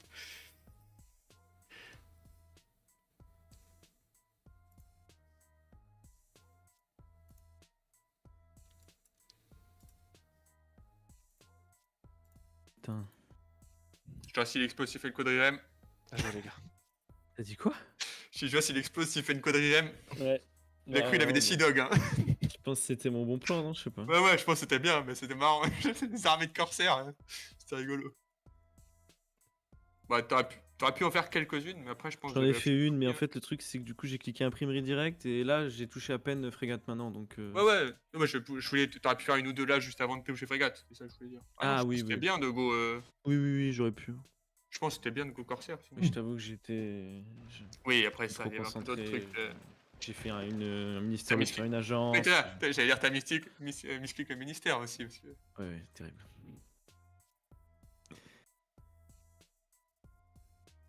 Ils viennent pas? On descend avec les autres? On peut descendre, Ouais. je sais pas si on descendu les autres. Non. Bon, où sont les autres? Si on descend. Oh, we're going down. Mais on s'en fout, on a que ça à faire. Bah non, Et bah, je pense- il y a deux mecs qui sont ultra bien en stats, il faut qu'on essaie. Mais alors, on a de- deux mecs de- qui se démerder, c'est de se démerder, c'est pas. Je veux dire, on n'a pas. C'est le job de Boubsho et de Baptiste. Après, ils sont opsi, mais c'est pas grave, ça arrive, hein, mais. GG. Oh, Baptiste, il s'est fait un peu scam par son land, voilà, je te le dis. T'as vu sur la chaîne de montagne, Baptiste, à chaud comme ça? Je sais pas s'il est là, mais. Bah, Ouais, wow. c'est. pas ouf. La chaîne de montagne, c'est un peu du scam quand même. Je sais pas. J'ai pas de science en fait, même en frink. Du coup, vous vouliez pas la remap là? Enfin, je sais pas si vous Moi, avez. je pense. Moi, oui, mais. Faut la remap, hein, mais je pense que on peut avoir pire en fait. On sait qu'on peut. Ah, vous pouvez. Ah, non, vous pouvez avoir pire. Ouais, non, mais c'est sûr ça, mais. Je sais pas. Bah, le Kublai, il a vraiment un. Bah, Japon, c'est dommage qu'il voit pas son KLH B2. Sinon, ouais, si en B2, elle est vraiment bien la ville. Mais... Ouais, bah ouais, mais en fait, je pensais que. Bah oui, elle est broken la ville, mais je la vois. Ah ouais? Je vois mon guerrier à Ah gauche. ouais, bah, ça, c'est le problème de scouting. Enfin, vous avez fait que 2 scouts en tout dans votre équipe. Moi, je pense qu'on ajouterait, mais je pense que cette map elle est clairement gagnable. Ah ouais, je pense pas. Oui, Je pense oui, que 50-50, je pense qu'on peut jouer plus agressivement, on a plein de choses à faire sur cette partie. Ouais, non, j'ai pas dit que le. Ah, Et- je pense qu'au spawn, elle est pas du tout gagnée ou perdue pour une des deux équipes. Hein. Que des bons spawns des deux côtés et des mauvais spawns des deux côtés. Je veux dire, je pense qu'on doit jouer plus agressivement de notre côté. Et peut-être mettre une ville Ah. en bas de Sendai, chop des galères, essayer de foutre des caravelles de l'autre côté pendant que moi j'attaque de l'autre. C'est vrai que c'est le Naval, parce que ça c'était un peu un 1v2 le Naval du coup, mais si c'est un 2v2, c'est peut-être plus jouable quoi. Bah ouais. Hein. Parce que, du coup, c'était un peu dur qu'il donne le 1v2 alors que c'est lui qui a. Récupère Fernand, mais. Ouais, non, mais je. Ouais, Ouais, mais si bah, je fous des heureusement. caravelles à gauche, je fous des caravelles en bas. Et genre, je pense que les 5 caravelles que j'ai à gauche, que je les aurais eu en bas, je me faisais pas ouvrir comme ça quoi. Ouais, J'aurais- en fait, tu dois jamais partir de la choke. Déjà, quand t'es à Mitla, enfin, tu vois pas Mitla, mais tu sais, la total choke à gauche. Une fois que t'as Oui. passé Axou, là, la total choke, tu dois jamais Ouais. partir celle-là. Parce que moi, je peux que Le problème, passer c'est que en last move, first move, mais vu que t'as des last move sur moi et qu'on est tous les deux en âge sombre, si je te last move, tu peux me tuer à chaque fois et swap, et moi, je peux jamais passer en gros. Ouais. Ouais, mais moi je voyais que t'allais bientôt avoir Corsair ou Frégate et je me disais je vais bientôt perdre la choc et. Et en fait, tu vois pas, mais mon land, Il faut j'ai 40 tours pour 3 amener les villes, il faut bateaux. 40 tours pour amener les free builds. Du coup, c'est. Non mais je me doute hein, que c'est comme ça, mais enfin je me doute que tu es relié et que tu fais un grand tour, mais. Ouais, mais C'est pour genre ça que je vraiment, voulais all-in axe. C'est un autre raid et après je voulais attaquer par la gauche quoi, mais. Ouais, si tu tiens la ville, si tu tiens la choke à gauche, tu peux peut-être tuer Axou. Mais c'était dur. Ouais. Ah, le spawn de Floppy, il est vraiment pas beau. Hein. Non, Pour le il, coup, Non, mais il est Floppy, nul, il mais est- il peut trade sur un mec qui Ouais, il puis peut- trade sur un autre, donc c'est fine en vrai. Ok. Et d'ailleurs, on s'est fait bait, on pensait que vous avez pris Kublai Mongolia en reopen et on se disait putain, on le voulait le prendre et tout. Et en fait, on s'est rendu compte que c'était Kublai Chine. y a pas de- On était content. C'est dommage que t'aies pas fait Kagwana avec ton Kublai. T'avais un giga setup. Ah oui. Ouais, bah là, j'avais un très bon spawn. Hein. C'était. C'est marrant. Il y avait le DK qui était là. Si Wakagana il met 2 batailles, il gagne plus de culture. Ah bah, j'aurais bien voulu. Ouais.